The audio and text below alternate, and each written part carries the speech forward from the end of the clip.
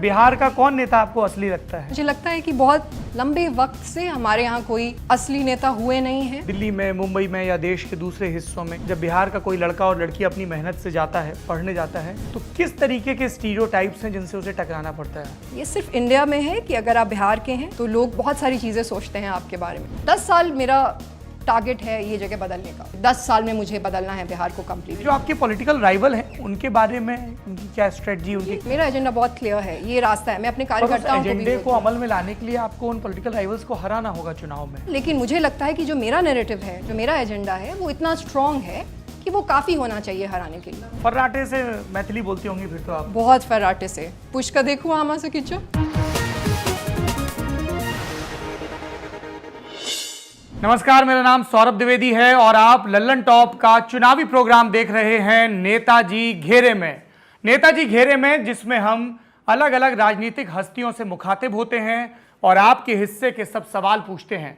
नेताजी घेरे के इस एपिसोड में हमारी मेहमान हैं बिहार की नवोदित नेत्री, यदि बहुत ही तत्सम शब्दावली में कहें और बहुत ही जनता की ज़बान में कहें तो सोशल मीडिया पर काफ़ी पॉपुलर, अखबारों के पहले पन्ने पर इश्तिहार के ज़रिए दस्तक देने वाली और इन दिनों बिहार का दौरा करने वाली, अपने आप को मुख्यमंत्री पद का उम्मीदवार घोषित कर चुकी प्लूरल्स पार्टी की पुष्पम प्रिया चौधरी, बहुत बहुत स्वागत है आपका। Thank you. शुरुआत से शुरुआत करते हैं। एक शुरुआत तो वो है जो मार्च के महीने में अखबार के पहले पन्ने पर दिखाई दी, जो कई राजनीतिक पंडितों ने कहा कि बिहार के लिए बड़ा अनप्रेसिडेंटेड है कि समवन डिक्लेयर्स ऐसे अपनी कैंडिडेचर को और अपने एस्पिरेशंस को। पर उससे भी पहले की एक शुरुआत आपकी स्कूलिंग और आगे की आपकी जो कॉलेज की पढ़ाई है उसके बारे में बताइए। पहले तो एक सजेशन है, if you do not mind. अरे प्लीज़। मुझे नहीं लगता कि मैं नेताजी हूँ, क्योंकि आपके शो का नाम है नेताजी घेरे में, right? I am not wrong. I am just a policy maker और मैं वो काम करना चाहती हूँ। और मुझे लगता है कि बहुत लंबे वक्त से हमारे यहाँ कोई असली नेता हुए नहीं हैं। तो सुभाष चंद्र बोस थे असली नेता। बिहार का कौन नेता आपको असली लगता है? जयप्रकाश नारायण थे असली नेता। उसके अलावा राजेंद्र प्रसाद थे, डॉक्टर राजेंद्र प्रसाद, जो असली नेता थे जी। और नेताजी तो मुझे असली सिर्फ सुभाष चंद्र बोस लगते हैं। अच्छा। और बाकी नेता means someone who Leeds, right? Yes. तो वैसा मुझे बहुत लंबे अरसे से कोई नज़र नहीं आया है। It's just a suggestion. As far as I am concerned, मुझे नहीं लगता ये कि मैं नेताजी हूँ। अच्छा। और स्कूलिंग मेरी दरभंगा से हुई। I am born and brought up in Darbhanga.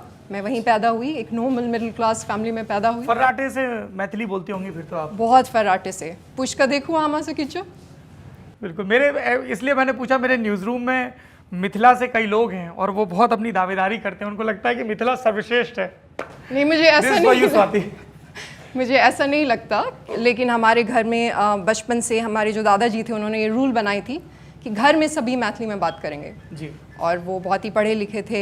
BHU से उन्होंने लॉ किया था और हिंदी के प्रोफेसर थे, इंग्लिश भी बहुत अच्छा बोलते थे। तो उनका ये मानना था कि अगर आपने अपनी मदर टंग बोलना सीख लिया तो आप कोई भी लैंग्वेज बोल सकते हैं। तो ये मैंडेटरी था, it was a house rule कि आपको सिर्फ मैथिली में बोलना है। तो हम अभी भी अपने घर में, मैं अपने माता पिता, अपनी बहन जो कि लंदन में रहती हैं, उनसे भी जब भी बात होती है मैथिली में ही बात करते हैं। तो स्कूली पढ़ाई आपकी दरभंगा में हुई? दरभंगा में हुई। वहाँ पे होली क्रॉस स्कूल है, पहले वो होली क्रॉस कॉन्वेंट हुआ करता था और फिर वो CBSE हो गया, वहीं पे पढ़ाई की। +2 तक मैंने यहीं पे पढ़ाई की है। तो उस तरह का दबाव रहता था जैसा अमूमन 12वीं के इम्तिहान देने वाले बच्चों पर होता है कि मेडिकल करेगा, कि कॉमर्स करेगा, कि इंजीनियर बनेगा, कि ये रेलवे और बैंकिंग की तैयारी करेगा, कि UPSC करेगा? उससे ज़्यादा दबाव था इस वजह से भी क्योंकि हम 2 बहनें हैं, वी आर 2 सिस्टर्स। तो हमारी जो मॉम है, we come from a very orthodox society. वो तो बिहार है, ऑर्थोडॉक्स है। And then we were 2 sisters. और मेरी माँ बहुत, she is very well educated. वो मेरे पिताजी से मिलने से पहले she was a university topper और उन्होंने स्त्री शिक्षा में अपनी PhD की थी, थीसिस लिखा था। क्या नाम है आपकी माता जी? डॉक्टर सरोज चौधरी। और ये तो उनका शी हैड 2 डॉटर्स। पहली मेरी बहन है, फिर मैं आ गई। तो वो आसपास के लोगों का भी वो थोड़ा ये था कि बहुत लंबे वक्त तक मुझसे लोग ये पूछा करते थे कि आपका कोई भाई नहीं है, and it used to be like they used to feel very sorry for it कि ये कोई भाई नहीं है। और मेरी बहन ने और हमने तो उन पे ज़्यादा प्रेशर था वो सोसाइटी का, और वो मेरी जैसी थोड़ी सी ज़िद्दी है, तो उनका बिल्कुल शी लेफ्ट एवरीथिंग, वो सिर्फ कॉलेज जाती थी और उनका पूरा रूटीन हम दोनों के आसपास था। It was a very strict disciplined childhood कि 4 बजे उठना है, फिर ये करना है, किसी से मिलना नहीं है, सिर्फ स्कूल जाना है, पढ़ना है, तो बहुत प्रेशर था। इनफैक्ट हमें डराने के लिए वो कहा करती थी कि पढ़ोगी नहीं तो शादी करा देंगे। So we used to be like that कि खुद से इंडिपेंडेंट होना है economically. I told you that she wrote her thesis on स्त्री शिक्षा, so she was very particular about it. तो ज़्यादा प्रेशर था because you know in a way she was under lot of pressure from the society कि इनकी 2 बेटियाँ हो गई हैं। जी जी। तो मेडिकल का भी प्रेशर था। मैंने +2 में बायोलॉजी लिया था, physics chemistry and biology, but I never wanted to become a doctor. No offence, I mean मुझे लगा इट्स नॉट फॉर मी, वो मेरे लिए नहीं था। और उस वक्त में ऐसा होता है, यू नो बिहार में हमारे पास बहुत सारे we are not that exposed, और उस वक्त में भी वी वर नॉट, उस वक्त में और भी कम एक्सपोज थे। आज तो बच्चों के पास स्मार्टफोन है। I think I was in very late in school जब स्मार्टफोन्स आया। तो वही था, डॉक्टर बनना है या इंजीनियर बनना है, that is what we are generally told बचपन में। बट फिर अचानक मैंने एक दिन बोला कि I don't want to study here, और then I went on to study communications. तो वो बिल्कुल भी स्ट्रेंज था। कहाँ पर पढ़ाई की आपने? सिम्बायोसिस में, पुणे में। अच्छा। तो वहाँ पे पढ़ाई की, ग्रेजुएशन? जी। और फिर यही है। तो कम्युनिकेशन क्यों, जर्नलिस्ट बनना चाहती थी क्या? नहीं, it was communication design. Okay. तो नहीं, जर्नलिस्ट बनना नहीं चाहती। वो सामने आ गया, एक NID के बारे में पता चला जो बहुत लेट पता चला, तब तक मैं उसका एंट्रेंस गुजर चुका था। I wanted to escape from ये डॉक्टर वाला पूरा वो। तो फिर उसके बारे में पता चला, and I was always interested in extra curricular activities and और ये सब। तो I got to know a little about communication, so I went on to study communications. ठीक, फिर उसके बाद? फिर उसके बाद those 4 years वो थोड़ा difficult time था, क्योंकि पुणे में थे और बिहारी थे, तो थोड़ा सा torturous था। जब आप बिहार में होते हैं तो कुछ भी realize नहीं होता, और मुझे भी as a person, as a child, मुझे ज़्यादा कम रियलाइज़ हुआ बिकॉज आई टोल्ड यू कि हमारी माँ ने, we had a very closely guarded life. तो बिहार में क्या हो रहा है, नहीं हो रहा है, बहुत ज़्यादा पता नहीं था इन चीज़ों के बारे में। मेरे मम्मी पापा दोनों ही प्रोफेसर हैं। I come from a teachers and professors family, तो ज़्यादा कुछ भी पता नहीं था। और फिर जब बाहर गए तो जो हमारी फ्लैटमेट थी, she didn't like me because I was from Bihar. तो वहाँ मेरे पहुँचने से पहले ही वो सारी चीज़ें शुरू हुई, एंड फिर पता चला, but it was okay. Why so? मतलब दिल्ली में, मुंबई में, या देश के दूसरे हिस्सों में, या दुनिया के दूसरे हिस्सों में, जब बिहार का कोई लड़का और लड़की अपनी मेहनत से जाता है, पढ़ने जाता है, तो किस तरीके के स्टीरियोटाइप्स हैं जिनसे उसे टकराना पड़ता है? What's your experience? पहली तो ये चीज़ कहना चाहूँगी कि ये सिर्फ इंडिया में है। आई एम सॉरी, ये बाहर नहीं है। लाइक लंदन में नहीं था, ब्राइटन में नहीं था, ये सिर्फ इंडिया में है कि अगर आप बिहार के हैं तो लोग बहुत सारी चीज़ें सोचते हैं आपके बारे में, बहुत सारी चीज़ें। किस तरह की? किस तरह की वो मुझे कभी किसी ने बताई नहीं। मैं देखिए इसलिए इन चीज़ों पे बात करना चाह रहा हूँ कि बिहार के जो लाखों नौजवान इस इंटरव्यू को देखेंगे तो वो उस चीज़ से राब्ता कायम करते हैं कि हाँ, ये तो मेरे साथ भी हुआ है। तो इसलिए मैं जानना चाहता हूँ कि आपको कौन से स्टीरियोटाइप्स फेस करने पड़े, या आपने ऑब्जर्व किए, या दूसरों ने अपने एक्सपीरियंस आपके साथ शेयर किए हों? बहुत सारी चीज़ें तो आपको सामने वाला कहता नहीं है, लेकिन एक चीज़ जो मेरे साथ हुई थी वो ये था कि जब मैं वहाँ गई तो मेरे पहुँचने से पहले ही हमारी जो फ्लैटमेट थी उनको बताया गया कि शी इज़ फ्रॉम बिहार। तो हमारी कभी बहुत अच्छी बातचीत हुई ही नहीं, और बहुत लंबा वक्त बीत गया। और एक बार मैंने उनसे पूछा, यू कन्फ्रंट पीपल कि why was it like that, like why did we never have a talk और we never had a conversation. And even then she responded in a very weird way, और Bihar came up उस conversation में। और फिर ऐसा हुआ, फिर हम I moved on, हमने एक दूसरा फ्लैट ले लिया because things were very bad। और मैं joint family में बड़ी हुई थी, तो वो ज़्यादा torturous था because of how things were। तो फिर ये लगा कि नहीं, फिर कहीं और चलना बेटर है। फिर हमारी एक महाराष्ट्रन ब्राह्मण फ्रेंड बनी, and she's amazing, like she's one of my best friends। फिर उन्होंने एक दिन हमें मजाक में बोला कि जब हम मूव कर रहे थे तब मुझे घर में बोला था कि अरे वो बिहारी है, मूव मत करो। We laughed it off. और बाद में ऐसा हो गया कि उनकी जो माँ है या उनकी जो दादी हैं, everyone in a family they all loved me. But वो एक जो स्टेरियोटाइप पहले से लोगों के दिमाग में क्यों है?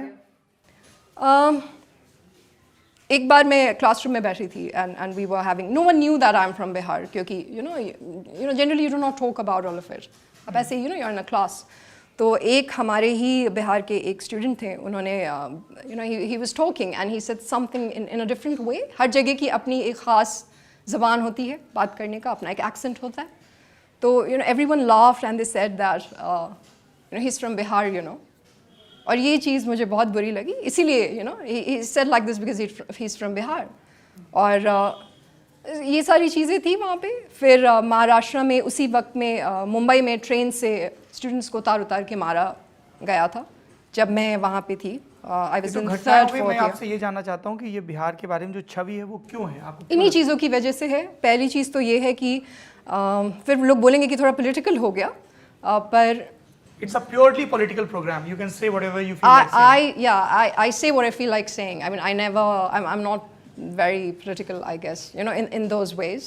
जो सच्चाई है वो मैं बोल रही हूँ। उसका ये भी रीज़न था कि हमारे जो रिप्रेजेंटेटिव्स हैं उनको देख के लोग अपनी धारणा बनाया करते थे। एंड यू नो जो भी हमारे रिप्रेजेंटेटिव्स रहे हैं एक तरीके से सही भी है। नाम नहीं लेती हैं कि आप अपने पॉलिटिकल अपोनेंट्स का? नाम लेने की ज़रूरत नहीं होनी चाहिए। आई थिंक एवरीवन नोज़ कि हम क्या यू नो हम अभी क्या बात कर रहे हैं, वो मेरे ख्याल से सबको पता है। तो आप लालू प्रसाद यादव की बात कर रही हैं? मैं सबकी बात कर रही हैं? आप राबड़ी देवी की बात कर रही हैं? मैं सबकी बात कर रही हूँ। नाम नहीं लेंगी? नाम लेने की ज़रूरत नहीं है।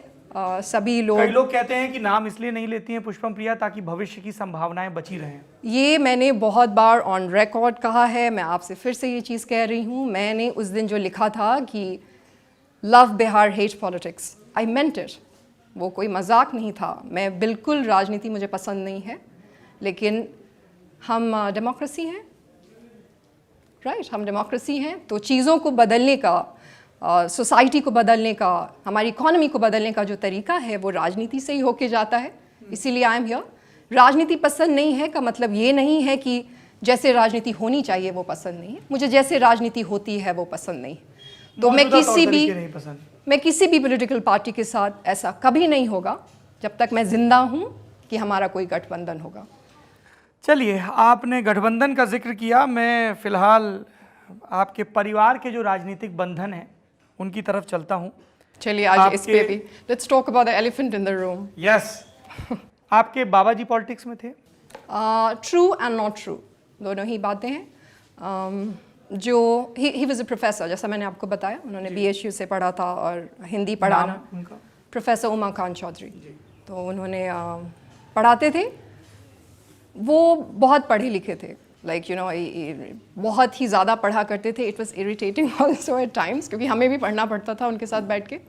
12 न्यूज़पेपर्स पढ़ते थे, पूरे इंडिया से न्यूज़पेपर्स आते थे, तो उनका तो पूरा मॉर्निंग बहुत टाइम पढ़ने में ही चला जाता था। शानदार सुबह रहती होगी। बहुत शानदार। वो सारे में 12 अखबार बिखरे। वो रेडियो चलता था, यू रिमेंबर, या Akashvani, you know that used to be there. And वो ही यूज्ड टू लव स्टेट्समैन, तो उनको अटल बिहारी वाजपेयी बहुत पसंद थे। अच्छा, हाँ, उन्हें पसंद थे। उनके अपने कारण थे, हर व्यक्ति के अपने कारण होते हैं लोगों के पसंद करने के और नापसंद करने के। अब वो जिंदा भी नहीं है कि मैं उनसे कुछ भी डिबेट कर पाऊँ, पर ठीक है। और नीतीश जी से इसी दौरान मुलाकात हुई। Nitish ji was very young at that point of time, वो बहुत ही नए थे। किस डेकेड की बात कर रही हैं? Can give us some idea? It was the first time when Nitish ji formed Samta Party. That's in 90s, mid 90s. हाँ, तो तभी की बातें हैं। अच्छा, हाँ, तो वो उनसे उनकी मुलाकात हुई and Nitish ji was like, he was a hope. I told you that I'll say whatever is true. तो उस वक्त he was this rising hope for a Bihar which was sinking. ऐसा ही था. So he loved him. He just loved him. और I think the feeling was mutual. They had a very good relationship. मैं बहुत छोटी थी उस वक्त. I was a kid. और मुझे याद है मैंने उनसे पूछा था, मुझे अच्छा नहीं लगता था, I was very envious कि ऐसा क्यों है कि बाबा इनको इतना पसंद क्यों करते हैं। So I asked him once कि आप इनको इतना क्यों पसंद करते हैं। तो फिर उन्होंने बोला because he's hope. तो यही है, फिर नीतीश जी से उनकी मुलाकात हुई, जॉर्ज फर्नांडिस हुआ करते थे उस वक्त में, उनसे उनकी मुलाकात हुई और फिर इन्होंने उन्हें कहा कि आप हमारे साथ आएँ लड़ें, तो उन्होंने इलेक्शन लड़ा फिर समता पार्टी के टिकट पर जी 1995 का विधानसभा चुनाव। जी, and then he lost. Okay. फिर इनका संघर्ष जारी रहा और वो हर बार ही लॉस्ट, जितनी बार भी वो लड़े। उसका एक रीज़न ये भी था कि उस वक्त में इलेक्शंस वैसे नहीं होते थे जैसे अब होते हैं। कैसे होते थे उस वक्त इलेक्शन? होते थे, यू नो अबाउट इट कि कैसे होते थे। पुष्पम जी, देश की जनता अपने नेताओं से देश की वस्तु स्थिति के बारे में जानना चाहती है और आपने तो खुद ही कहा कि I am not here to be politically correct, I am उस वक्त में चीजें ऑनेस्ट एंड ब्लंट। उस वक्त में चीज़ें अलग थी। बूथ कैप्चरिंग होती थी। मैं बहुत छोटी थी, बूथ कैप्चरिंग होती थी, बट पता चलते रहता था क्योंकि घर में ये बातें होती थी। He was very honest. तो उनका ये भी था कि हम कुछ बांटेंगे नहीं, यू नो, हम कुछ बंटवाना नहीं है लोगों में, पैसा शराब बंटवाना नहीं है। और ये सारे रीजंस थे and he kept on losing. फिर वो जो लास्ट इलेक्शन था उसमें Nitish ji won but he lost.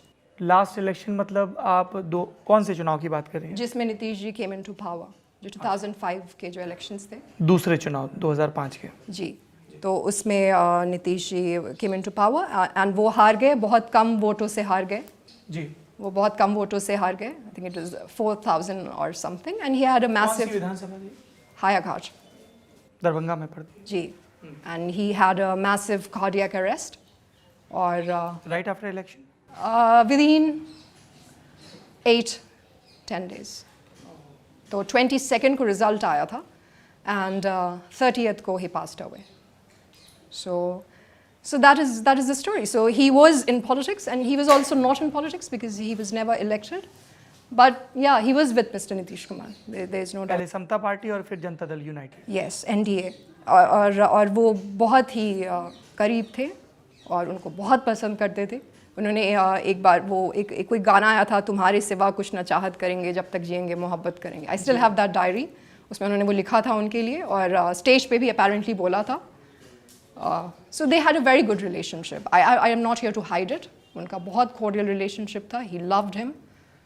यही है, दिस इज द स्टोरी। अनुभव सिन्हा, ये आपके लिए भी जानकारी है कि आपने जो फिल्म बनाई तुम बिन, उसका एक बिहार के नितांत राजनीतिक परिवार में कैसे उसका एक अलग मायना होता है to establish the political connection. आपके पिता की बात करते हैं, विनोद चौधरी जी, जनता दल यूनाइटेड में थे या हैं? थे भी और हैं भी। अच्छा। टेक्निकली हैं। उन्होंने when my grandfather passed away, फिर MLC का एक इलेक्शन हुआ। वो प्रोफेसर हैं, सोशियोलॉजी के प्रोफेसर हैं, अब नहीं रहे, अप्रैल में ही रिटायर्ड, इस अप्रैल में। अच्छा। तो वो MLC का एक इलेक्शन हुआ और उनको कॉन्टेस्ट करने के लिए कहा गया कि आप वहाँ से कॉन्टेस्ट, नीतीश कुमार के द्वारा जी। तो उन्होंने वो MLC का इलेक्शन कॉन्टेस्ट किया। पहला MLC का जो इलेक्शन हुआ था वो सीट खाली हुई थी क्योंकि जो उस सीट पे थे he passed away, like Papa's father passed away, he also passed away, so his son was going to contest from that seat। तो इसीलिए इनको कहा गया कि my grandfather passed away थोड़े दिन पहले, तो इनको कहा गया कि आप वहाँ से आप लड़िए। so he went on। ये जब बहुत यंग थे तो स्टूडेंट पॉलिटिक्स में थे, जैसे बहुत लोग होते हैं कॉलेज पॉलिटिक्स में, कांग्रेस के साथ हुआ करते थे, Indira Gandhi and Sanjay Gandhi, he so many stories to tell. तो वही है। एंड पहला इलेक्शन हार गए 6 महीने के लिए, it was a by election, 6 महीने के लिए होना था, सो ही लॉस्ट। और फिर वो 6 महीने बाद जो इलेक्शन हुआ उसमें जीते, एक टर्म MLC रहे। 2014 में I guess he lost, so he is not an MLC any more. और फिर JDU में है अभी तक। ये भी एक रीज़न था कि I didn't tell him that I am going to publish that ad because I was very sceptical. He was not happy कि मैं वापस आ रही हूँ because he is a father after everything. तो जब मैंने बोला कि मैं लंदन से वापस आ रही हूँ, ही was not happy at all. My mom was not happy at all कि क्यों आना है वापस, but I am the younger one, तो वो है आना है। और फिर आ गए और फिर that ad next day he got to know about it. मुझे भी उन्हें पता चला, ये मीडिया से ही पता चला। जब मुझे पता चला कि सब दौड़ गए, इनके पिता कौन है, इस लड़की के पिता कौन है, इस वजह से सब दौड़ गए उनके पास। तो फिर मुझे पता चला, क्यों मैंने तो नहीं बताया था मैंने तो कहीं लिखा नहीं था कि मेरे पिता वो हैं, बट अपेरेंटली किसी ने दरभंगा में भी किसी ने देखा होगा, उन्होंने इन्फॉर्म किया, फिर मुझे पता चला ये सारी चीज़ें हुई हैं। यही स्टोरी है। जब आप अपना जवाब दे रही थी तब आपने अंग्रेज़ी में, मतलब मुझे पता नहीं smug is the right word और not, when you said technically अभी भी जेडीयू में है, can you please elaborate that? He is not left JDU and JDU is also not leaving him. अच्छा, so I don't know what it is. I am aware कि उन्होंने on air मुझे आशीर्वाद दिया था। He respects me a lot बचपन से। Like हमारे घर में वो है, 3 लड़कियां हैं, 1 पापा हैं। 3 औरतें हैं, 1 पापा हैं। पापा हैं, मम्मी हैं और हम 2 बहन हैं। तो वो बहुत रिस्पेक्ट करते हैं। हम जो भी डिसीजन ले उसमें सुझाव देते हैं कि मत करिए। तो मैंने आपको भी बताया कि कोई भी फेवर में नहीं था कि मैं वापस आऊँ, फिर भी मैं आ गई। और मैं पटना में रहती हूँ, वो दरभंगा में रहते हैं। और एक दिन और वो ऐड भी दे दिया, और मुझे बहुत वो एक अप्रूवल चाहिए होता है ना हमेशा फैमिली से। तो मैं हर 5 मिनट में मोबाइल चेक कर रही थी कि मम्मी पापा का क्या टेक्स्ट आता है। I was little scared, you know. You were in London? No, I was here. जब publish हुआ है? I was here. I was not in London. I was here all the time. तो then I got a text from my mother कि आपको बहुत बहुत आशीर्वाद। फिर बाद में तो फिर पता चल गया, इंटरव्यू भी देखा जो उनसे लिया गया। I did not calculate this, to be honest, कि लोग मेरे पिताजी के पास दौड़ जाएंगे। क्या गड़बड़ है आपके पिताजी की राजनीति में? आपके पिताजी जो जेडीयू पार्टी के नेता हैं, एमएलसी रहे, और उनके नेता नीतीश कुमार हैं जो बिहार में सरकार चला रहे हैं। क्या समस्या लगती है आपको अपने पिताजी की पार्टी में? और आपने उनको कभी उनसे मुखामुखम हुआ, कभी डिबेट हुई जो बाबा से नहीं हो बहुत पाई? बार हुई है, बहुत बार हुई है। उन्होंने कहा भी है ये चीज़ कि हमारी सोच नहीं मिलती, जनरेशन का प्रॉब्लम है। मैं जो पॉलिटिक्स समझती हूँ वो अपने एक्सपीरियंस से समझती हूँ, अपनी पढ़ाई से समझती हूँ। जैसे देश में बाकी जगह चलता है उसके अकॉर्डिंगली समझती हूँ। वो जो पॉलिटिक्स समझते हैं वो अपने एक्सपीरियंस से समझते हैं, अपनी पढ़ाई से समझते हैं, उन्होंने जो देखा है उसके अकॉर्डिंगली समझते हैं। जैसे मैंने आपको कहा कि मेरे दादाजी ने इजहार किया अपने, you know, how he loved mister Nitish Kumar, and I told you the feeling was mutual. They really liked each other. वो बहुत इज्जत करते थे एक दूसरे की। एंड माई पापा, ही टुक इट फ्रॉम देयर। तो उनकी पॉलिटिक्स बहुत ही लॉयल्टी बेस्ड पॉलिटिक्स है कि हम इनके साथ हैं, उनकी लॉयल्टी उनकी लीडर के साथ होती है। हम इनके साथ हैं, हम इन्हीं के साथ रहेंगे। और ये सिर्फ उन्हीं के साथ नहीं है, मैं और जितने भी लोगों को जानती हूँ, कुछ और भी लोग हैं जो बहुत ख़ास हैं नीतीश जी के, जो मेरे पापा के फ्रेंड्स थे या होंगे भी, अब पता नहीं, आई don't know if they talk any more, but वो लोगों की भी जो ब्रांड ऑफ पॉलिटिक्स है वो बहुत लॉयल्टी बेस्ड है कि इनके साथ रहना है। मुझे इससे बहुत प्रॉब्लम है। सबसे पहली प्रॉब्लम ये है कि लॉयल्टी लोगों के साथ होनी चाहिए, जनता के साथ लॉयल्टी होनी चाहिए, right? That's the whole version of politics. यहाँ पे प्रॉब्लम ये है, सबसे बड़ी प्रॉब्लम जो इंडियन पॉलिटिक्स में है वो है सेंट्रलाइजेशन ऑफ पावर। ये कभी ख़त्म नहीं हुआ। कांग्रेस के वक्त में हुआ करता था, फिर बहुत सारी पॉलिसीज़ आई, डिसेंट्रलाइजेशन हुआ, बट जिस तरीके से चीज़ें अभी चलती हैं, कहने को तो हम पार्लियामेंट्री सिस्टम है। आपने ये भी कहा कि मैंने सीएम उम्मीदवार खुद को घोषित कर दिया। मुझे प्रिटेंस में कोई यकीन नहीं है। मैं ये भी नहीं समझती कि ये प्रश्न सिर्फ मुझसे ही क्यों पूछा जाता है, क्योंकि सीएम उम्मीदवार तो सभी घोषित करते हैं कायदे से। तो पार्लियामेंट्री इलेक्शन भी लोग अपने आप को सीएम उम्मीदवार घोषित करते हैं, उनसे ये सवाल पूछा जाता है। आपको ऐसा क्यों लगता है कि आपने उनसे पूछा होगा, बट बहुत सारे लोग जो मुझसे पूछते हैं, हाँ, वो सिर्फ मुझसे। आपको लगता है कि वो सिर्फ आपसे पूछते हैं और बाकियों से नहीं पूछते हैं? बहुत सारे लोग बाकियों से नहीं पूछते हैं।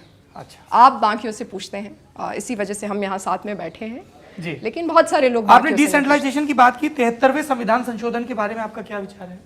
बिल्कुल भी होना चाहिए, PRIs आने चाहिए। That was a very good move.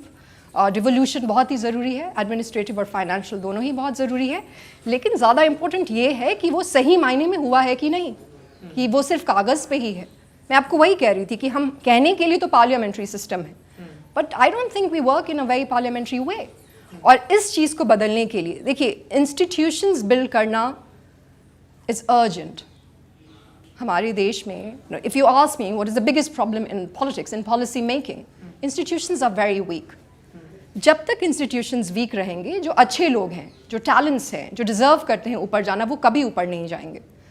मैं बहुत कम वक्त के लिए लंदन में रही, लेकिन लंदन में इंस्टीट्यूशंस इतने स्ट्रॉन्ग थे that they if you have talent, they push you on the top. यहाँ पे वो चीज़ नहीं होती, यहाँ पे नेपोटिज्म होता है, करप्शन होता है, and people who deserve to be on the top वो कभी नहीं जा पाते। And I want to build those institutions. तो वो इंस्टीट्यूशंस बिल्ड करने के लिए मैं नट बोल्ट के जैसे कहीं फिक्स नहीं होना चाहती थी। जैसे बहुत लोग पूछते हैं कि एमएलए बन जाते, फिर करियर बिल्ड करने के लिए मैं नहीं आई हूँ यहाँ पे। I genuinely want to change Bihar. उसके लिए you have to go there, you have to get that so called absolute power जो आज लोगों के पास है, और फिर उसको नीचे तक चेंज करने की ज़रूरत होगी। We'll talk about that absolute power notion. मुझे ये बताइए कि बार बार लंदन का जिक्र हो रहा है, आप वहाँ पे क्या पढ़ाई कर रही थी, नौकरी कर रही थी? A little bit of both. पढ़ाई पुणे में आपने कम्युनिकेशन डिज़ाइन की पढ़ाई की, उसके बाद आगे पूरी मेरी आज यहाँ पे बायोग्राफी लिखाने वाली। ये it's a long form interview.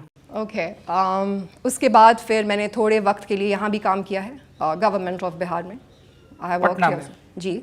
मैं ये जानना चाहती थी कि I was a little happy that Mister Nitish Kumar was in power, all of us were, और मैं ये भी जानना चाहती थी कि कैसी चीज़ें होती हैं टेबल के उस तरफ, यू नो, वे people are not taking decisions. तो मैंने वहाँ पे काम किया है।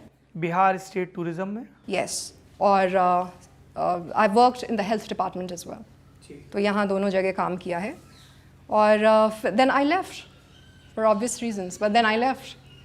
क्या थे वो ऑब्वियस रीजंस? काम नहीं होता था। You know, people used to talk about everything, but काम के बारे में कोई बातें नहीं होती थी। बहुत सारे प्रोजेक्ट्स थे जो कि बहुत मेहनत से बना के और जो करने की ज़रूरत थी, बट वो कुछ हो जाता था ऊपर में, कभी गठबंधन टूट जाता था तो सारा काम रुक जाता था। और जैसे मैंने आपको कहा कि सब कुछ बहुत ही लीडर बेस्ड है जिसको बदलने की ज़रूरत है। तो अगर कोई एडमिनिस्ट्रेटर है जो विलिंग है काम करने के लिए तो काम होता है।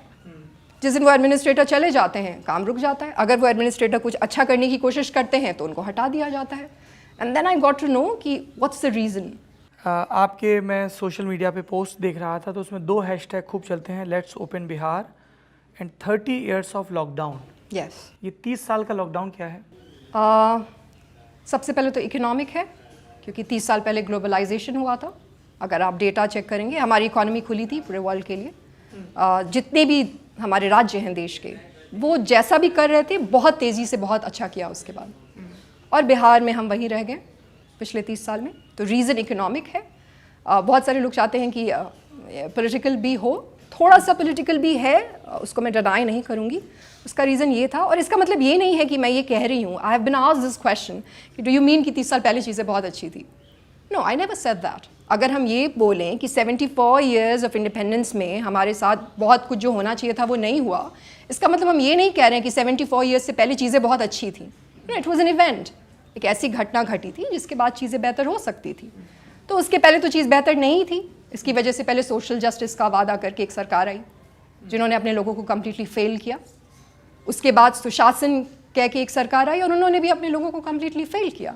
तो ये 30 साल है। इसका मैंने इकोनॉमिक रीज़न भी आपको बताया जिसकी वजह से आई से कि लॉकडाउन है। यू चोज दिस 30 ईयर वाला टर्म बिकॉज ऑफ ग्लोबलाइजेशन में बिहार compete नहीं कर पाया। मैं बिल्कुल व्हेनेवर आई टॉक मैं इकोनॉमी की बातें करती हूँ। मेरे लिए वो इम्पोर्टेंट है। ये सब जुमला नहीं है मेरे लिए। थोड़ा सा मेरा बैकग्राउंड भी है पब्लिक एडमिनिस्ट्रेशन में, इंटरनेशनल डेवलपमेंट में। So that's the reason that I am here. ये विश्वास है और एम्पेरिकल विश्वास है, ये कोई ड्रीमी बात नहीं है कि हम बेहतर हो सकते हैं, बदल सकते हैं। इसीलिए मैं यहाँ हूँ। श्री कृष्ण बाबू से लेके और नीतीश बाबू तक आपको कोई ऐसी सरकारी स्कीम लगी जो आपको लगा कि ये स्कीम जेन्युइन है, इसने लोगों की ज़िंदगी में बदलाव किया है? सरकारी स्कीम्स हैं। जैसे कौन सी आपको जेन्युइन लगी? उतना अगर हम पीछे नहीं भी जाएं और हम अभी फ़िलहाल की बातें करते हैं तो अभी भी ऐसी बहुत सारी सरकारी स्कीम्स हैं। जैसे अनुदान देने वाली स्कीम है जो किसान हैं उनको अनुदान देने के लिए। पैक्स है जिसका गठन किया गया है लोगों की ज़िंदगी बेहतर करने के लिए। PRIs की आपने बात की ही, PRIs हैं। फूड पार्क लगाने का प्लान था, वो भी कभी नहीं हुआ भागलपुर में। ये मैंने कहा जो स्कीम सफल रही हो, आपको लगा हो ग्राउंड पे कि ये इनका इकोनॉमिक मॉडल वायबल है? एंड मुझे नहीं लगता, एक भी स्कीम नहीं? मुझे नहीं लगता। स्कीम्स पेपर पे अच्छी हैं। मेरे लिए स्कीम सफल होने का मतलब है कि उनकी इम्प्लीमेंटेशन कितनी अच्छी रही हो। और आज के हम आइसोलेशन में स्कीम्स नहीं चेक कर सकते। स्कीम्स होती हैं कि इन द लॉन्ग रन आपको इम्प्रूव करने हैं आउटकम को, राइट? और हम ये नहीं कह सकते कि ये पहले ऐसा था अब वैसा नहीं है। नहीं, पूरा देश भी आगे बढ़ रहा है तो हम वैसे भी आइसोलेशन में नहीं चेक कर सकते। थोड़ा सा तो हमें ये भी देखना पड़ेगा कि हम देश के साथ कितना आगे बढ़ रहे हैं। सिर्फ वक्त के साथ आगे बढ़ रहे हैं वो गलत बात होगी। और जब आप वो दोनों ही चीज़ कंपेयर करते हैं तो मुझे नहीं लगता कि कोई भी ऐसी स्कीम है जिसने कि वो इफेक्ट डाला हो जो उसका इंटेंडेड गोल था लोगों की लाइफ पे। Can you tell me about the political structure of your party Plurals? Absolutely. क्या ये चुनाव आयोग में रजिस्टर्ड हो गई है? चुनाव आयोग में चाइना नहीं है, इट्स नॉट चाइना, इंडिया है। तो चुनाव आयोग में अगर आप रजिस्ट्रेशन करना चाहते हैं तो उसका एक प्रोसेस है और आप कोई भी आदमी अपनी पार्टी चुनाव आयोग में रजिस्टर कर सकता है। इसकी हमें संविधान ने स्वतंत्रता दी है। तो हमने भी अप्लाई किया हुआ है और कोविड का लॉकडाउन हुआ था तब हमने अप्लाई किया और फिर कोविड का लॉकडाउन हो गया तो ऑफिस बंद हो गया था। तो अब लक कहिए या बैड लक कहिए या जो भी है, हमारा वो उसके साथ बहुत लंबा चल गया, पर नाम उन्होंने अप्रूव कर दिया है and it's in the process. सरकार में इट्स इन द प्रोसेस। 5 सितंबर 2020 जब हम नेताजी घेरे में का ये एपिसोड रिकॉर्ड कर रहे हैं तब इलेक्शन कमीशन ऑफ इंडिया के पॉइंट ऑफ व्यू से इलेक्शन जिसने बीते दिन एक मीटिंग की और बताया कि 29 नवंबर को पहले विधानसभा खत्म होनी है, उसके पहले प्रक्रिया होगी।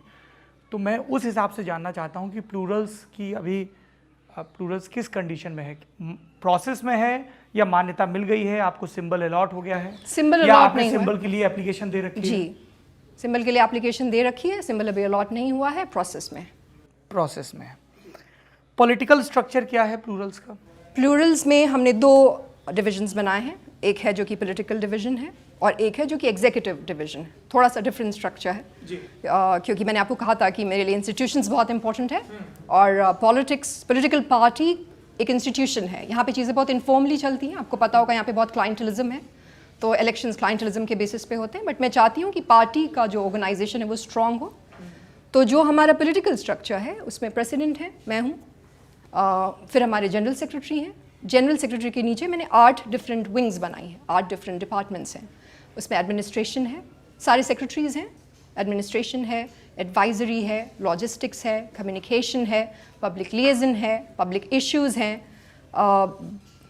इस तरीके से 8 हैं टोटल। और फिर उनके नीचे सारे असिस्टेंट सेक्रेटरीज़ हैं, डेप्यूटी सेक्रेटरीज़ हैं और ये बिल्कुल नीचे तक जाता है, मतलब ये पंचायत लेवल तक ये हो गया एक जो एग्जीक्यूटिव पार्ट है। जो पॉलिटिकल पार्ट है उसमें हमारे जिला प्रभारी हैं, जिला प्रभारी के नीचे ब्लॉक प्रभारी हैं, ब्लॉक प्रभारी के नीचे पंचायत प्रभारी हैं और जो बूथ हैं उस पर हमने एक 8 पहर नाम से एक स्ट्रक्चर बनाया है जिसमें हर बूथ पे 8 लोग होंगे। कितने ज़िलों में? ऑलमोस्ट सब में जिला प्रभारी हमारे सब में डिक्लेयर हो चुके हैं और उन्होंने अपने नीचे जो भी हैं वो भी ब्लॉक में भी प्रभारी बना लिए हैं। हम सब में, ऑलमोस्ट सब में यस।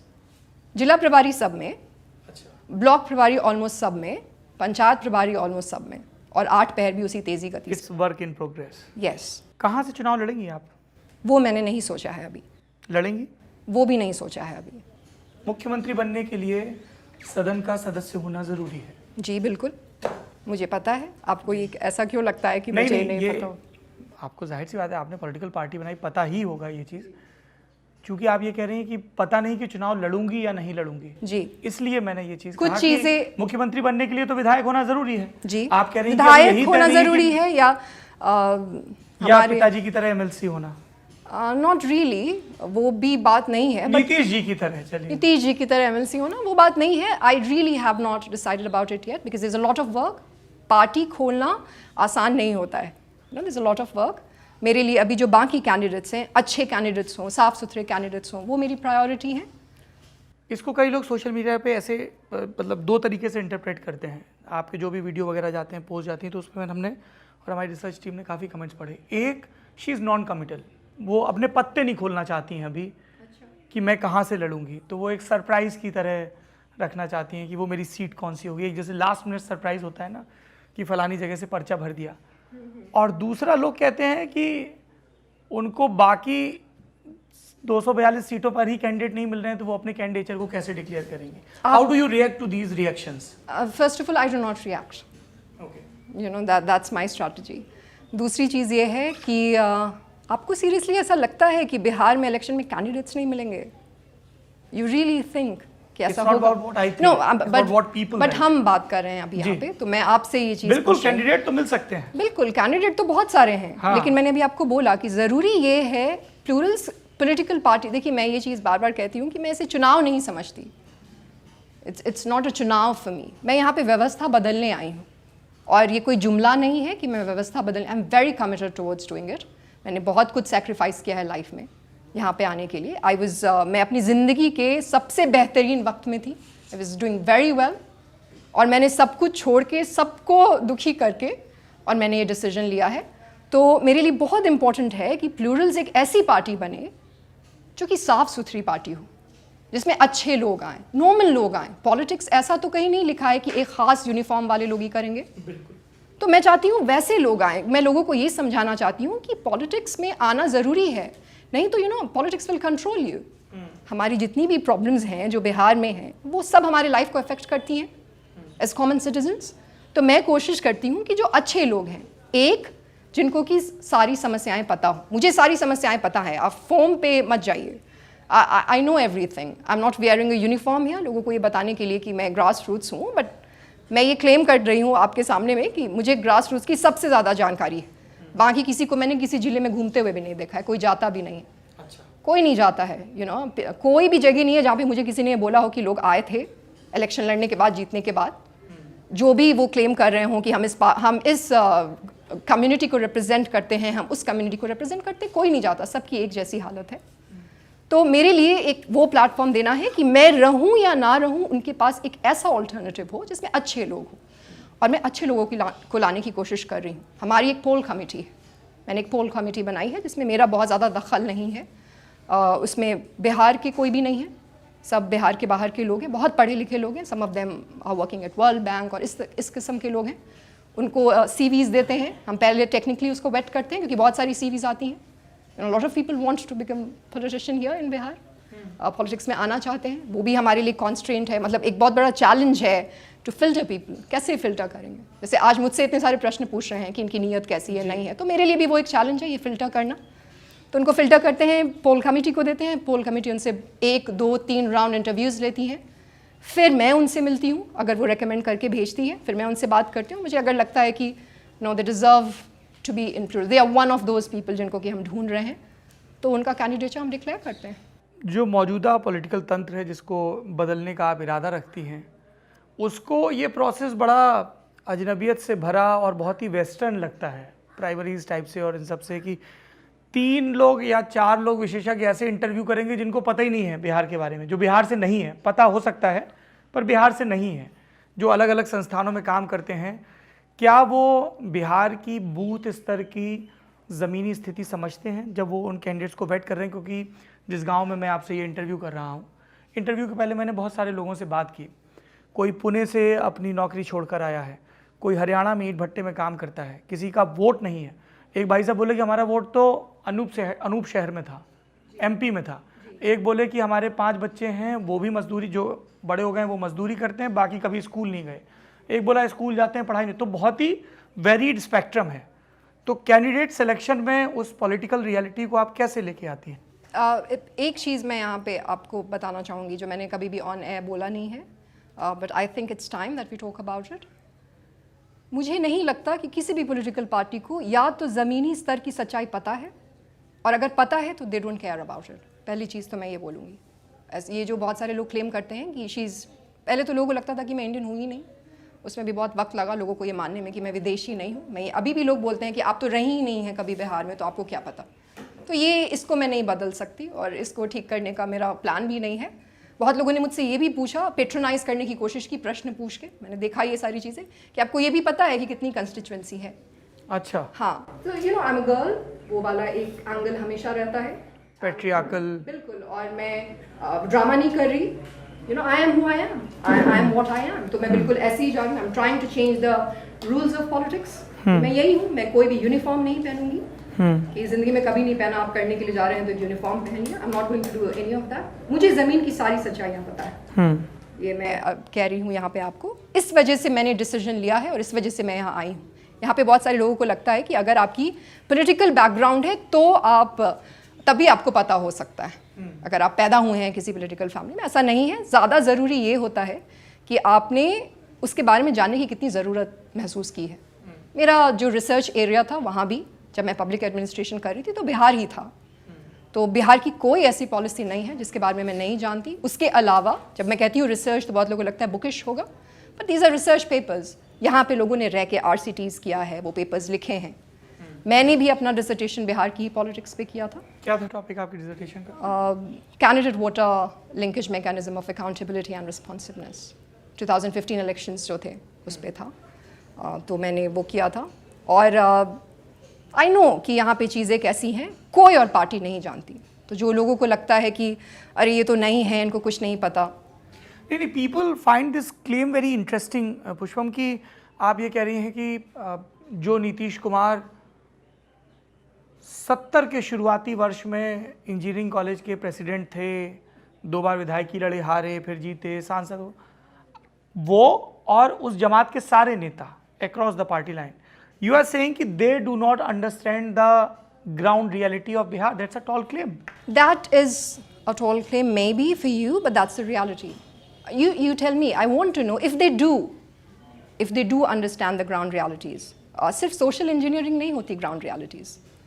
आप जब ये कहते हैं कि social engineering है caste के basis, I have heard it so much, you know, it's really, it's not even funny anymore. Not annoying, it's not, yeah, a little. Because you also have to know कि वो क्यों है। ये कह देना कि सोशल इंजीनियरिंग है, और देखिए यहाँ पे पॉलिटिक्स और पॉलिसी मेकिंग दोनों ही टॉप डाउन है। सिर्फ कुर्ता पजामा पहन के एक वाइट कलर का और कहने से कि हम ग्रास रूट्स की सारी बातें जानते हैं क्योंकि हम वहाँ पैदा हुए हैं। हाँ, हमने इंजीनियरिंग कॉलेज में पढ़ा था, फिर हम जूनियर इंजीनियर बने, फिर छोड़ दिया, फिर पॉलिटिक्स में आ गए। That does not suffice. Actions भी तो कोई चीज़ होती हैं, राइट? ये बार बार सोशल इंजीनियरिंग वर्ड आ रहा है। नेताओं का ये कहना है कि ये सच्चाई है बिहार की और हम उसके इर्द गिर्द काम करते हैं। पटना में जो मैं बहुत सारी डिजिटल रैलीज की अलग अलग पार्टियों की होर्डिंग देख रहा हूँ, उसमें भी आप इसको काउंटर कैसे करेंगे? ये सच्चाई है, लेकिन ये पूर्णतः सच्चाई नहीं है। मैं वही बोलने की अभी कोशिश कर रही थी कि हमें ये जानने की ज़रूरत है कि अगर ऐसा है तो क्यों है। क्यों है?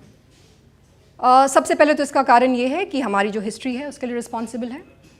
मैंने सोशल जस्टिस भी बोला था कि एक पार्टी आई जिन्होंने सोशल जस्टिस का वादा किया कि हम सोशल जस्टिस करेंगे। कायदे से ये होना चाहिए था कि उसके बाद जिनको वो रिप्रेजेंट कर रहे थे उन लोगों की ज़िंदगी बेहतर हो जानी चाहिए थी, पर ये हुआ नहीं। ये हुआ नहीं, आपने नहीं किया उनके लिए कुछ। आपका फैमिली या आपके फैमिली के आसपास के लोग ऊपर बढ़ गए, बट मैं जहाँ भी जाती हूँ वही हालात है। सड़कें भी नहीं हैं जाने के लिए। क्वालिटी ऑफ लाइफ तो यहाँ पे कुछ है ही नहीं। किसी नेता ने ना ही कभी क्वालिटी ऑफ लाइफ की बात की है, एंड आई एम श्योर कि उनको पता भी नहीं है कि क्वालिटी ऑफ लाइफ भी कोई मापदंड होता है, कोई इकोनॉमिक इंडिकेटर होता है, डेवलपमेंट इंडिकेटर होता है। आई एम श्योर कि उनको ये चीज़ पता नहीं, और अगर पता है तो उन्होंने नहीं किया। ये मुझे समझ में नहीं आता कि क्यों नहीं किया। लेकिन ये जो पूरे 30 साल का वक्त है, इसको माइनस नहीं कर सकते, राइट? इसमें जो आपका एक्शन था, जो आपने क्लेम किया कि हम ये खास लोगों को रिप्रेजेंट करते हैं, यू फेल्ड देम। उसका कुछ मतलब था ना। मैंने जैसे आपको बोला कि अगर ऐसा है कि लोग जाति के बेसिस पे वोट करते हैं, या किए कभी किसी ज़माने में, अगर उन्होंने किया, उसका भी उसकी हिस्ट्री थी, उसका रीज़न था। उनको विकास चाहिए था, उनको डेवलपमेंट चाहिए था। उनको ये लगा एकदम से आप अभी पॉलिटिकल एरिना में आई, एकदम से कैसे यकीन कर लें कि भाई here is a girl, here is a candidate, here is a politician, here is a policy maker in your own words, जिनकी बात पर हम यकीन करें, और जो मौजूदा स्ट्रक्चर है, अभी किसी को तकलीफ है वो कोई प्रधान के पास जाता है, पंचायत के पास, मुखिया के पास, विधायक, सांसद, एक स्ट्रक्चर है। कहीं कोई नहीं जाता। अच्छा, सब कहते हैं राम भरोसे है, भगवान भरोसे है, कहीं कोई नहीं जाता। मैंने आपको बोला ना, मैं सारे जिले में गई हूँ, सारे गाँव में गई हूँ। लोग अपने से ही, जो भी सड़कें नहीं है, गांव का गांव कट जाता है पानी के धार से, और लोग दिखाते हैं कि पहले हम वहाँ रहा करते थे, वो देखते हैं हम झंडा, अब हम यहाँ आ गए हैं। कोई मुझसे नहीं पूछता गांव में कि आपकी जाति क्या है। अच्छा, no one is asking me that question. कोई मुझसे ये इतने सारे प्रश्न जो पटना में लोग बैठ के पूछा करते हैं, या लोगों को लगता है कि ये रियलिटी है अपने ड्राइंग रूम में बैठ के, मुझे कोई गाँव में ये सारे प्रश्न नहीं पूछता। मैं कोई भी जाति नहीं है जिसके गाँव में नहीं गई हूँ। सीरियसली, मैं सभी गांव में गई हूँ। उन्होंने मुझे बहुत वार्म वेलकम किया है। किसी ने मुझे नहीं पूछा है कि मैडम आपका जाति क्या है। उन्होंने मुझे ये बोला है राशन नहीं मिलता। क्यों नहीं मिलता? कार्ड नहीं है, कार्ड नहीं है। क्यों कार्ड नहीं है, क्यों नहीं मिलता? वो फिंगरप्रिंट का प्रॉब्लम है, मजदूरी करते हैं, फिंगरप्रिंट ठीक से नहीं आता है, नहीं देता। कोई कहता कि 400 रुपये मिलना चाहिए, 200 ही मिलता है वृद्धावस्था पेंशन में। कोई कहता है कि 3 महीने से नहीं मिला है। नली गली दिखा के कहते हैं कि मैडम ये पानी सिर्फ 1 घंटे के लिए आता है और पूरे दिन नहीं आता। फिर उसमें से कचरा दिखा के कहते हैं कि ये कचरा आता है। फिर ये भी कहते हैं कि हाँ फ़ोटो खिंचाने के लिए तो सभी आ जाते हैं, उसके बाद कोई नहीं आता। मैंने बहुत गालियाँ भी खाई हैं, it's not like that and I really appreciate that कि पीपल अंडरस्टैंड इट। मैं बस यही कहने की कोशिश कर रही हूँ कि, और ये कोई क्लेम नहीं है, मैं आपको फैक्चुअल बात बता रही हूँ कि यहाँ पटना में बैठ के ये लोग जो करते हैं जोड़ तोड़, इस पार्टी में चले गए, फिर सुनने में आता है कि अच्छा वो उस पार्टी में नहीं रहे क्योंकि कल उन्होंने अपेरेंटली कोई और पार्टी ज्वाइन कर ली। और फिर मैं सोचती हूँ फिर इतना ड्रामा क्यों किया था, like you know there was so much drama. तो ये वहाँ पे करते हैं, ज़मीन पे ये कहीं नहीं है। दिस इज अ रियलिटी और लोग विश्वास नहीं कर। That so-called well-oiled machinery, that political structure is totally absent. There is only कोई बूथ लेवल पे कार्यकर्ता नहीं है हाँ जिनको बूथ आप लेवल अपने पे है grievances बता सकते हैं। कार्यकर्ता का नहीं, ग्रीवेंस सिस्टम कोई नहीं है, आप उनको कुछ नहीं बता सकते। मैंने अभी भी बोला था क्लाइंट बेस्ड पॉलिटिक्स है यहाँ पे, ब्रोकर्स हैं, पावर ब्रोकर्स हैं, राइट। जो नेता आते हैं वो पावर ब्रोकर्स के पास जाते हैं, उनसे मिलते हैं, उनका काम होता है कि आप मैनेज करो, जैसे भी मैनेज करो, वोट्स मैनेज करो। रैलियाँ होती हैं, उसमें सारे लोग को इकट्ठा किया जाता है, वहाँ पे वो आते हैं। इस बार तो शायद नहीं होगी, वर्चुअल रैली होगी, वहाँ पे बोला करते हैं और निकल जाया करते हैं। कोई सुनता नहीं है कभी जाके, कभी सुना नहीं है। पिछले 30 सालों में कभी किसी ने जाके किसी से सुना नहीं है। ये रिप्रेजेंटेशन का जो क्लेम है वो तो 2-way कॉन्वर्सेशन होना चाहिए, कभी सुना नहीं है आपने। हमारे हर डिस्ट्रिक्ट में, हर जिले में इंडस्ट्रीज़ थी, मैंने दिखाई है फेसबुक पे। जो मुझे कहते हैं कि मैं सोशल मीडिया पे रहती हूँ, now come on, how is it even possible? मैं हर जगह घूम रही हूँ, सोशल मीडिया पे आपको वो एक फ़ोटो दिखा रही हूँ कि मैं वहाँ गई, वहाँ पे लोगों से मिली। तो ये सब बाकी पार्टियाँ हैं ना, जब आप खड़े होते हैं और अकेले कहते हैं कि मैं हर पॉलिटिकल पार्टी के खिलाफ हूँ, तो बाकी लोग हैं जो यू नो चीज़ें बोलेंगे आपके बारे में, आपको डिस्कार्ड करने की कोशिश। एग्जैक्टली कि मैं आपको बता रही हूँ Saurabh ji, I haven't seen anyone anywhere. अच्छा, I have been to all the districts. मैंने आपको अभी भी बोला, मैं ऐसे कोनों में गई हूँ जहाँ पे सड़कें नहीं हैं, ऐसे लगता है सफारी कर रहे हैं। आप बांका चले जाइए, आप कैमूर चले जाइए, कैमूर में 2 घंटे तक ये नेटवर्क नहीं रहता, 2 घंटे तक टेलीफोन का कनेक्शन नहीं रहता। और वो गांव जो हैं वो लगता है पुरानी मूवीज में हम गांव देखते थे, उस तरह के गांव हैं। किसानों से बात करिए तो कहते हैं कि वक्त पे नहीं मिलती चीज़ें, हमें बाद में मिलती है, हम लेके क्या करेंगे? Everyone is really tired of these people. और आप जो कह रहे हैं कि आपको क्यों चुन ले, स्मार्ट शॉपर बनने की ज़रूरत है। 3 लोग हैं, सारी पार्टीज, मैं 3 लोग अक्सर इस वजह से कहती हूँ क्योंकि सारी पार्टीज तो एक ही साथ लड़ती हैं। 2 पार्टियाँ हैं जो कि मेन हैं, जो लड़ती हैं आपस में।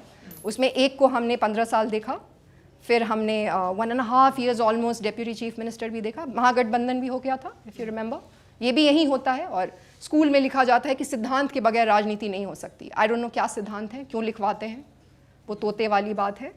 और उसके बाद जो आए उन्हें भी देख लिया 30 साल, मतलब 15 साल, एंड टोटल हमने 30 साल में सबको देख लिया है। जो भी बड़े टॉल क्लेम्स, तो ये टॉल क्लेम्स कर रहे हैं ना दैट हम बिहार को बदल देंगे। अब क्या बदलेंगे? So what were you doing, what were you doing in the past 30 years? ठीक बात है। तो खूब आक्रोश है, खूब योजनाएं हैं और आपका कहना है कि लोगों की चिंताएं हैं लेकिन उनको एड्रेस करने वाला, उनकी ग्रीवेंसेस को एड्रेस करने वाला नहीं है। एक चीज़ बार बार पूछी जाती है पुष्पम की, और ये अलग अलग टिप्पणीकार भी कहते हैं, इलेक्शन वॉच से जुड़े लोग भी कहते हैं कि भारत में चुनाव बड़े महंगे होते जा रहे हैं, है ना। चाहे वो आपको अपना पॉलिटिकल कम्युनिकेशन बिल्कुल बूथ के लेवल तक पहुंचाना हो कि यहाँ जितने लोग हैं सबको आपका नारा रट जाए। अभी मैं एक यहाँ पर बड़े चर्चित मुख्यमंत्री हुए हैं सहाय साहब, केवी सहाय, तो बोले मैं तो उसी दिन जान गया था कि मैं चुनाव हार गया हूँ जब मेरा अपना ग्रैंडसन मेरे खिलाफ नारा गा रहा था गली में ऐसे टहलता हुआ, कि विपक्षियों का पॉलिटिकल कम्युनिकेशन यहाँ तक आ गया। तो जब चुनाव इतना महंगा अफेयर है, पार्टी चलाना भी संसाधनों की मांग करता है, बिल्कुल। कहाँ से आता है पैसा? ये तो मैं जवाब दे ही दूंगी, उसमें कोई भी दिक्कत नहीं। जवाब तो आप सारे दे रही हैं, इसको ऐसे क्यों सोच रही हैं आप? हाँ, लेकिन एक ये मुझे नहीं पता कि आपने ये कितने लोगों से पूछा है, नहीं पूछा है। आप मुझे नहीं पता ललन टॉप की जर्नलिज्म से कितने वाकिफ हैं, पर हम कुख्यात हैं। थोड़ा सा मुझे पता है, as I told you that मैंने एक देखा है हैं ये और I really like it, that is why you are here. पर ये मैं because we are having a conversation, Yes, yes, तो मैं please. ये भी बोलना चाहूँगी कि ये बातें खास करके मुझसे पूछी जाती हैं। लाइक एक बहुत ही चर्चित बात है कि अखबार में ऐड दिया और ये सारी बातें खास करके मुझसे क्राउड फंडिंग से चल रही है मेरी पार्टी, अच्छा। First of all. और किसी भी पार्टी में क्राउड फंडिंग से ही चलनी चाहिए, राइट? और मेरा एक नेटवर्क है, I have studied at 2 best universities of the world. मैंने IDS में पढ़ाई की है, मैंने LSE में पढ़ाई की है। मेरे नेटवर्क में ऐसे बहुत सारे लोग हैं जो कि हु हेल्प, जिनको पता है कि मैं क्या करने की कोशिश कर रही हूँ, जिनको पता है कि she is lost her brain, she is just lost it, but they care about me.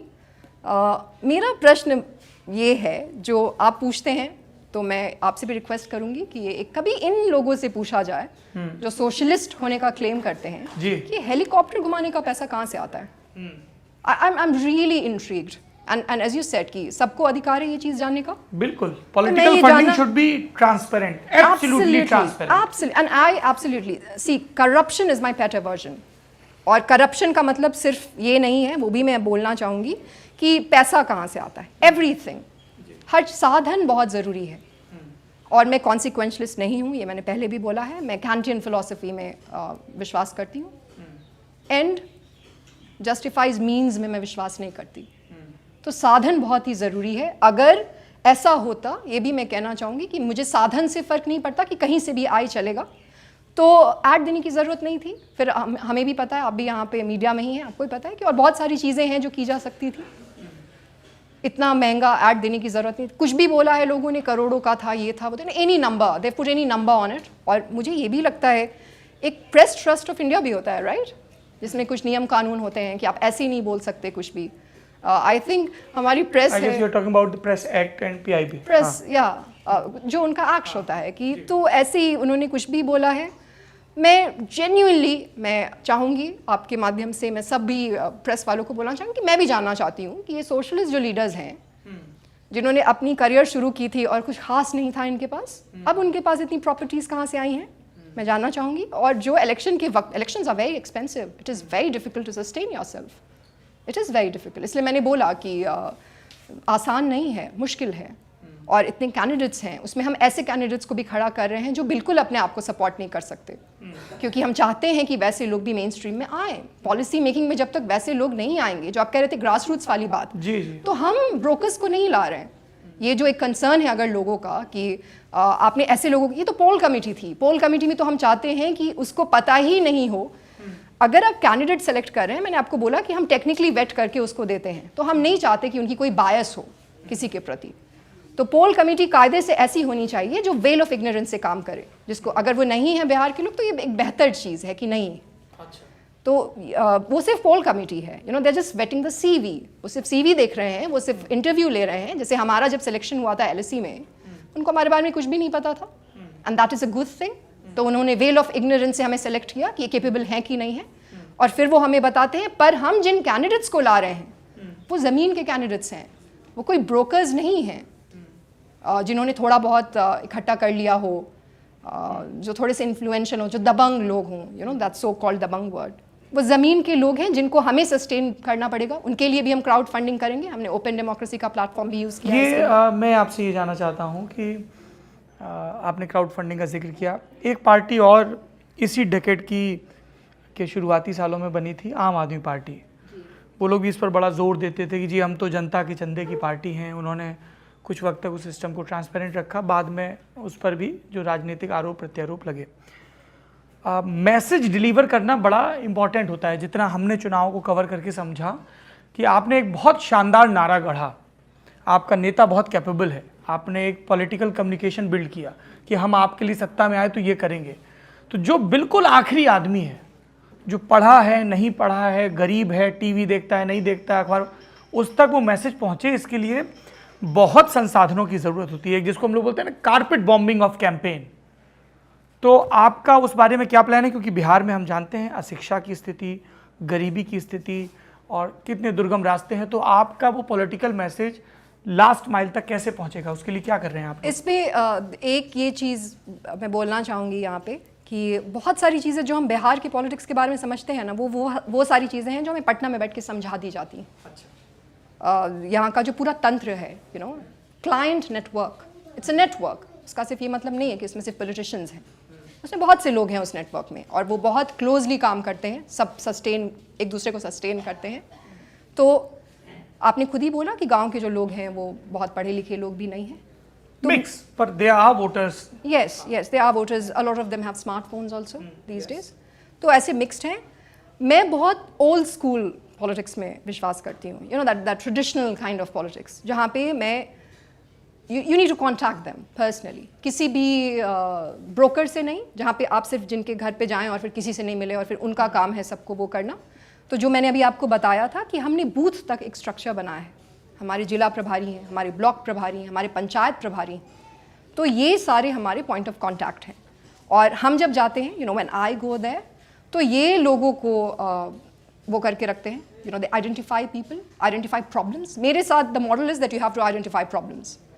आप मुझे ये कहते हैं कि ये प्रॉब्लम है, मैं कहती हूँ ले चलिए। रास्ते में भी ऐसा होता है, अभी हरिजन टोला से एक शंकर जी ऐसे मिल गए रास्ते में, और उन्होंने बोला हमारे यहाँ चलिए, हमारे यहाँ चलिए, हमारे यहाँ रास्ता नहीं है। तो हम चले जाते हैं कि चलिए, रास्ते में ही होता है, जाते हैं, देखते हैं, उनके यहाँ रास्ता नहीं होता।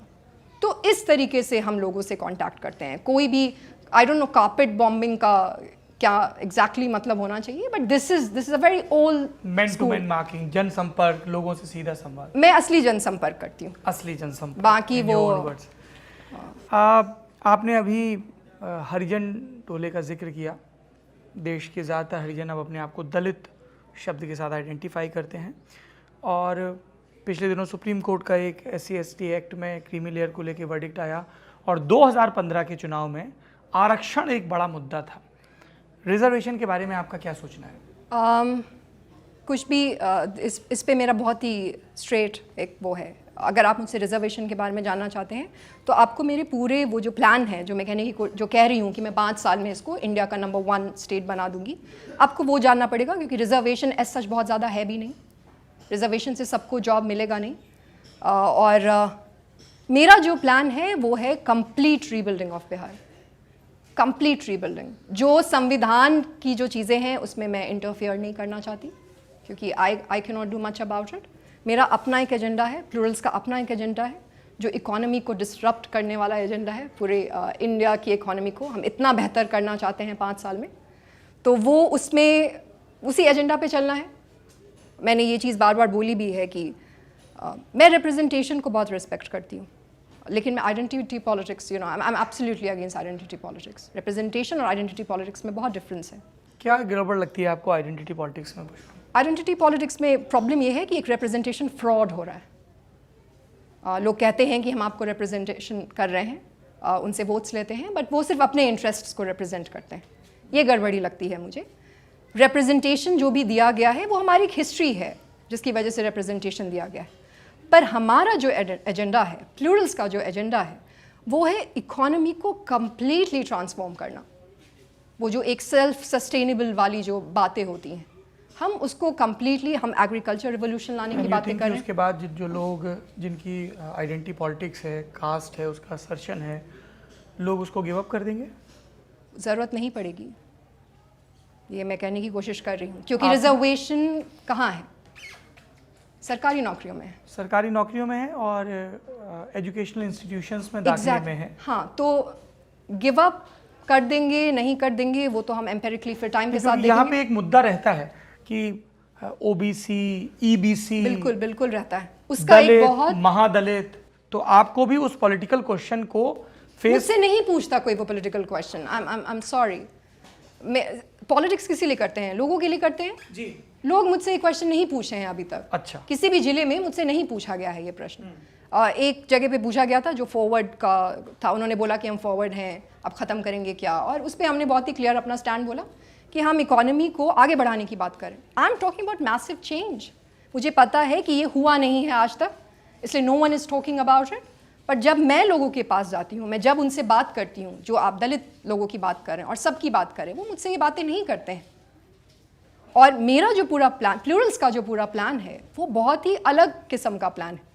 फिर सिर्फ सरकारी नौकरी में रिजर्वेशन या एजुकेशन में रिजर्वेशन, इसकी ज़रूरत नहीं रह जाए। हमारा एक बहुत बड़ा जो ग्रुप है वो तो बिल्कुल अशिक्षित है, जो मजदूरी करता है, जो अभी हमें पता चला है कि इतने सारे हमारे मजदूर हैं जो बाहर रहते हैं, बहुत सारी चीज़ें बाहर आई हैं कोविड की वजह से, उनके लिए क्या करना है। I want to talk about these economic policies. और मैं चाहती हूँ, में आपको लगता है कि 5 साल में इतना डेवलपमेंट हो जाएगा कि इन सब चीज़ों की, इन सारे अफर्मेटिव एक्शंस की जरूरत खत्म हो जाएगी? नहीं, ये इतना वो नहीं है, like you no affirmative action में मैं नहीं बात कर रही हूँ अभी, क्योंकि मैंने बोला उसका अफर्मेटिव एक्शन कहा जाता है। हाँ, बट उसकी एक हिस्ट्री है जो जिसके साथ सोशल इंजस्टिस हुआ है, बिल्कुल उसकी एक हिस्ट्री है। और मैंने बोला कि मैं रिप्रेजेंटेशन की बिल्कुल हिस्ट्री को पुष्पम रीराइट भी किया जाता है ना। जैसे संविधान में दलितों और आदिवासियों के लिए आरक्षण की व्यवस्था थी, उसके बाद मंडल कमीशन बनता है, यहीं बिल्कुल मंडल साहब मुख्यमंत्री रहे यहाँ के, बनता मुरारजी भाई के समय है, लागू वीपी सिंह के समय होता है, तो नई ज़रूरत आइडेंटिफाई की गई। नीतीश कुमार आते हैं तो उसमें और नई नई जातियों को लाते हैं, बाकायदा कोर्ट में पिटीशन चलती है। तो ये तो एक बड़ा ऑनगोइंग प्रोसेस है कि आप किसको इंक्लूड कर रहे हैं, किसको एक्सक्लूड कर रहे हैं। तो जो आपका बिहार का वोटर है वो आपका स्टैंड जानना चाहेगा ना। मेरी पार्टी का नाम है Plurals ji, there is a reason behind it. Plurals singular plural नहीं है, it's a political philosophy, pluralism, जिस पे की पार्टी का ये नाम रखा है मैंने। उसका मतलब होता है पहला कि एक सेंटर ऑफ पावर नहीं होना चाहिए, you know there should be a lot of power centres. दूसरा कि अलग अलग इंटरेस्ट के लोगों को एक साथ को एग्जिस्ट करना चाहिए। This is why this party is called Plurals. हमारा अपना एक एजेंडा है जो है कि हमें इकोनॉमी को बदलना है। आपने 5 साल वाली बात पूछी है मुझसे, you know I have a platform, maybe I share it with you. बिल्कुल 5 साल में बदलेगा, और कोई वो नहीं है, कोई दावा नहीं है। मैंने MPA पढ़ा है, पब्लिक पॉलिसी पढ़ी है, मेरा रिस्पेक्ट नहीं कर सकते मेरे यू नो उस रिसर्च का, उस पढ़ाई का थोड़ा उस पर विश्वास करने की ज़रूरत है। उस पर भी नहीं कर सकते तो जिन्होंने देश का संविधान लिखा था उन्होंने भी वहाँ पढ़ा था, अम्बेडकर जी ने। बहुत लोग पूछते हैं कि bookish knowledge, it's not like that.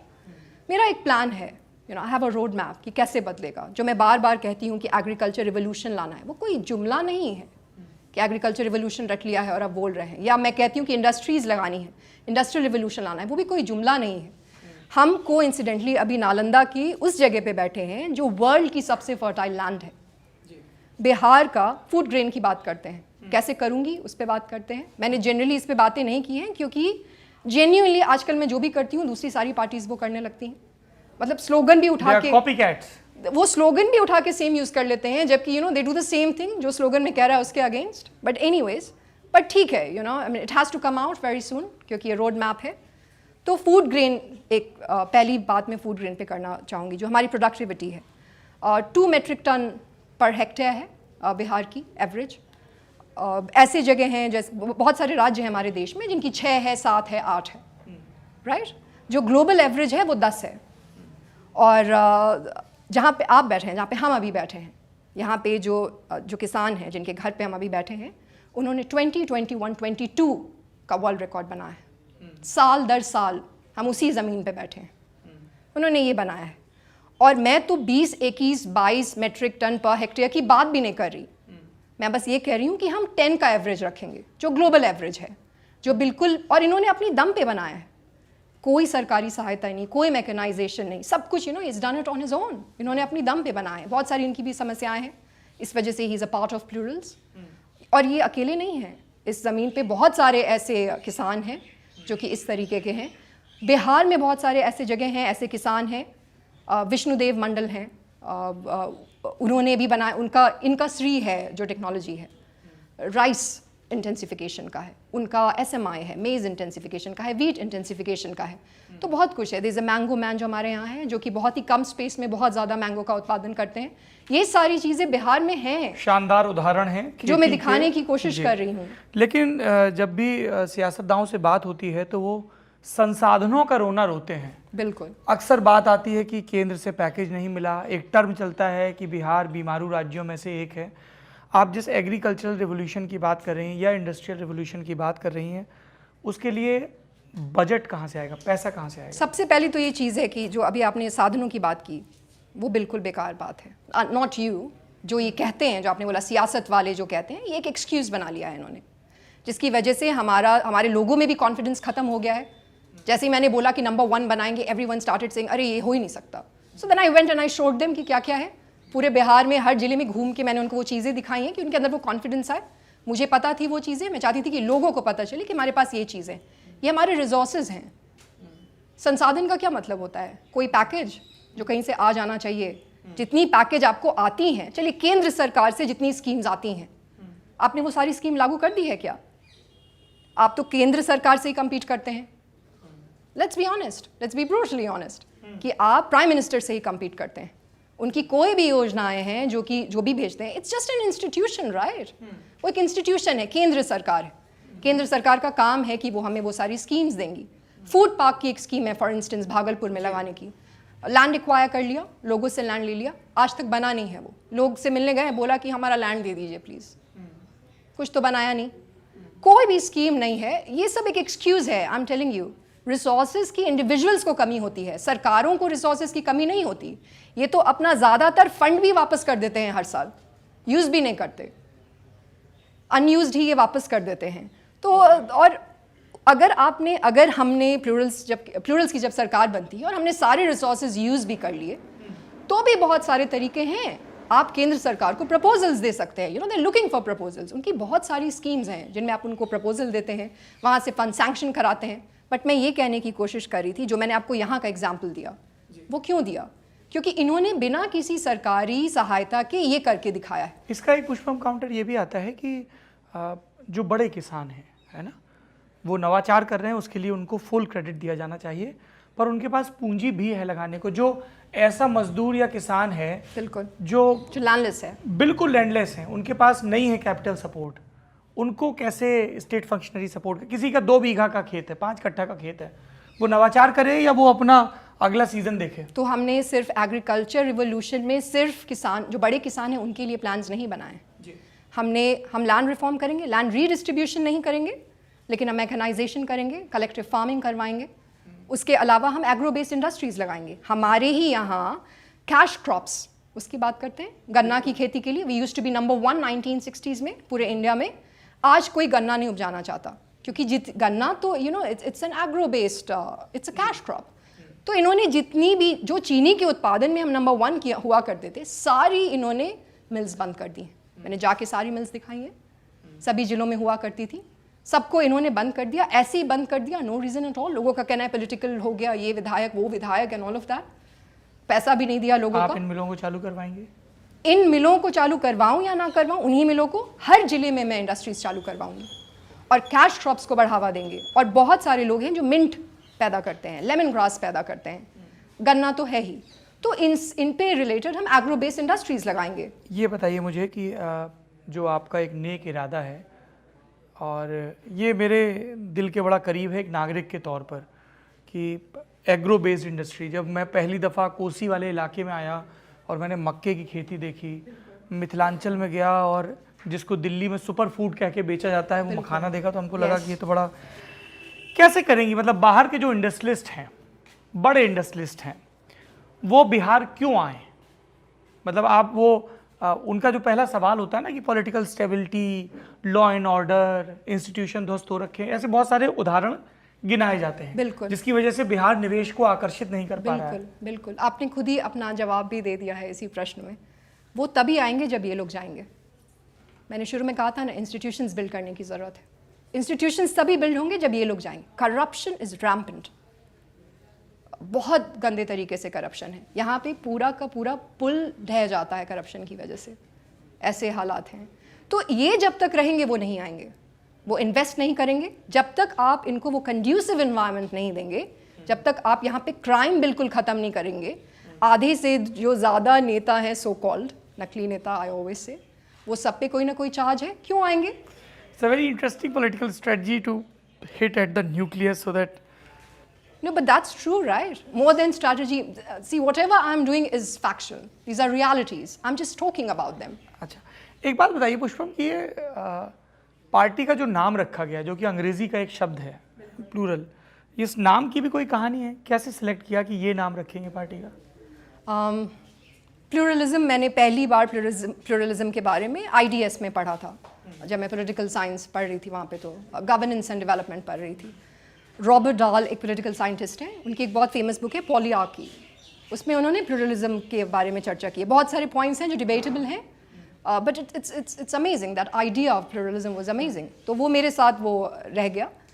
फिर जब मैं LSE में थी तो हमारी डीन एक स्कूल ऑफ पब्लिक पॉलिसी नई बनी। पहले इंटरनेशनल अफेयर्स हुआ करता था, MPA हुआ करता था, फिर उसको चेंज किया गया स्कूल ऑफ पब्लिक अफेयर्स में। तो ये जो डीन थे ये चिले के थे और मिनिस्टर ऑफ फाइनेंस थे चिले में, और प्रेसिडेंशियल इलेक्शन भी लड़ा था, और उसके बाद वो हमारे डीन बने थे।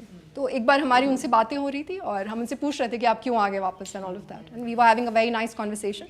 तो वो बता रहे थे कि फिर हमने ऐसे ऐसे किया, फिर पार्टी फ्लोट की, 2 नाम हमने सजेस्ट किए, एक सिटीजन था और एक प्लूरल था। तो वो चीज़ मुझे वापस हुआ और मैंने उनको तभी कहा, शब्द अटक गया दिमाग में। शब्द अटक गया और मैंने उनको तभी कहा कि मैं शायद ये यूज़ करूँगी, because we are at very good terms. तो मैं उनको बता रही थी this is what I want to do, I want to go back and do this. और वो मुझे बता रहे थे क्योंकि वो प्रेसिडेंशियल इलेक्शन लड़े थे और हार गए थे, डिस्पाइट द फैक्ट कि वो मिनिस्टर ऑफ फाइनेंस थे बहुत लंबे वक्त तक। तो नया हारे थे तो बता रहे थे ये सारी प्रॉब्लम्स हो सकती हैं, ये सारी प्रॉब्लम्स हो सकती हैं। तो मैंने उनको बताया कि आई मे यूज़ दिस नेम। फिर यहाँ पे जब वो आया, क्या नाम, 2-3 नाम थे, हिंदी के भी कुछ नाम थे। जनगण मेरे दिमाग में एक वो था, क्योंकि मेरा स्लोगन है सबका शासन। कैंटियन फिलॉसफी है जिस पे प्लूरल्स का पूरा आइडिया बेस्ड है कि हर आदमी अपने आप में एक लक्ष्य होता है। यहाँ पे जो होता है कि लक्ष्य प्राप्त करने का साधन वो नहीं होता है, तो उस पे था। और मैं जनरली नाम जो होते हैं वो आइडियोलॉजीज पे होते हैं, लिबरल, प्लूरल, बट क्योंकि ये आदमी बेस्ड है तो मैं चाहती थी कि ये आदमी बेस्ड हो, तो इसको मैंने प्लूरल्स नाम दिया। ये स्टोरी है इसके पीछे। And then I told him also कि this is what I have used. Interesting. When we were doing our part of research, तो एक व्यक्ति का खूब जिक्र आया प्लूरल्स के जिक्र में, अनुपम सुमन जी। ये आपकी पार्टी से जुड़े हुए हैं क्या? हाँ, ये हमारी पार्टी के महासचिव हैं, general secretary of the party.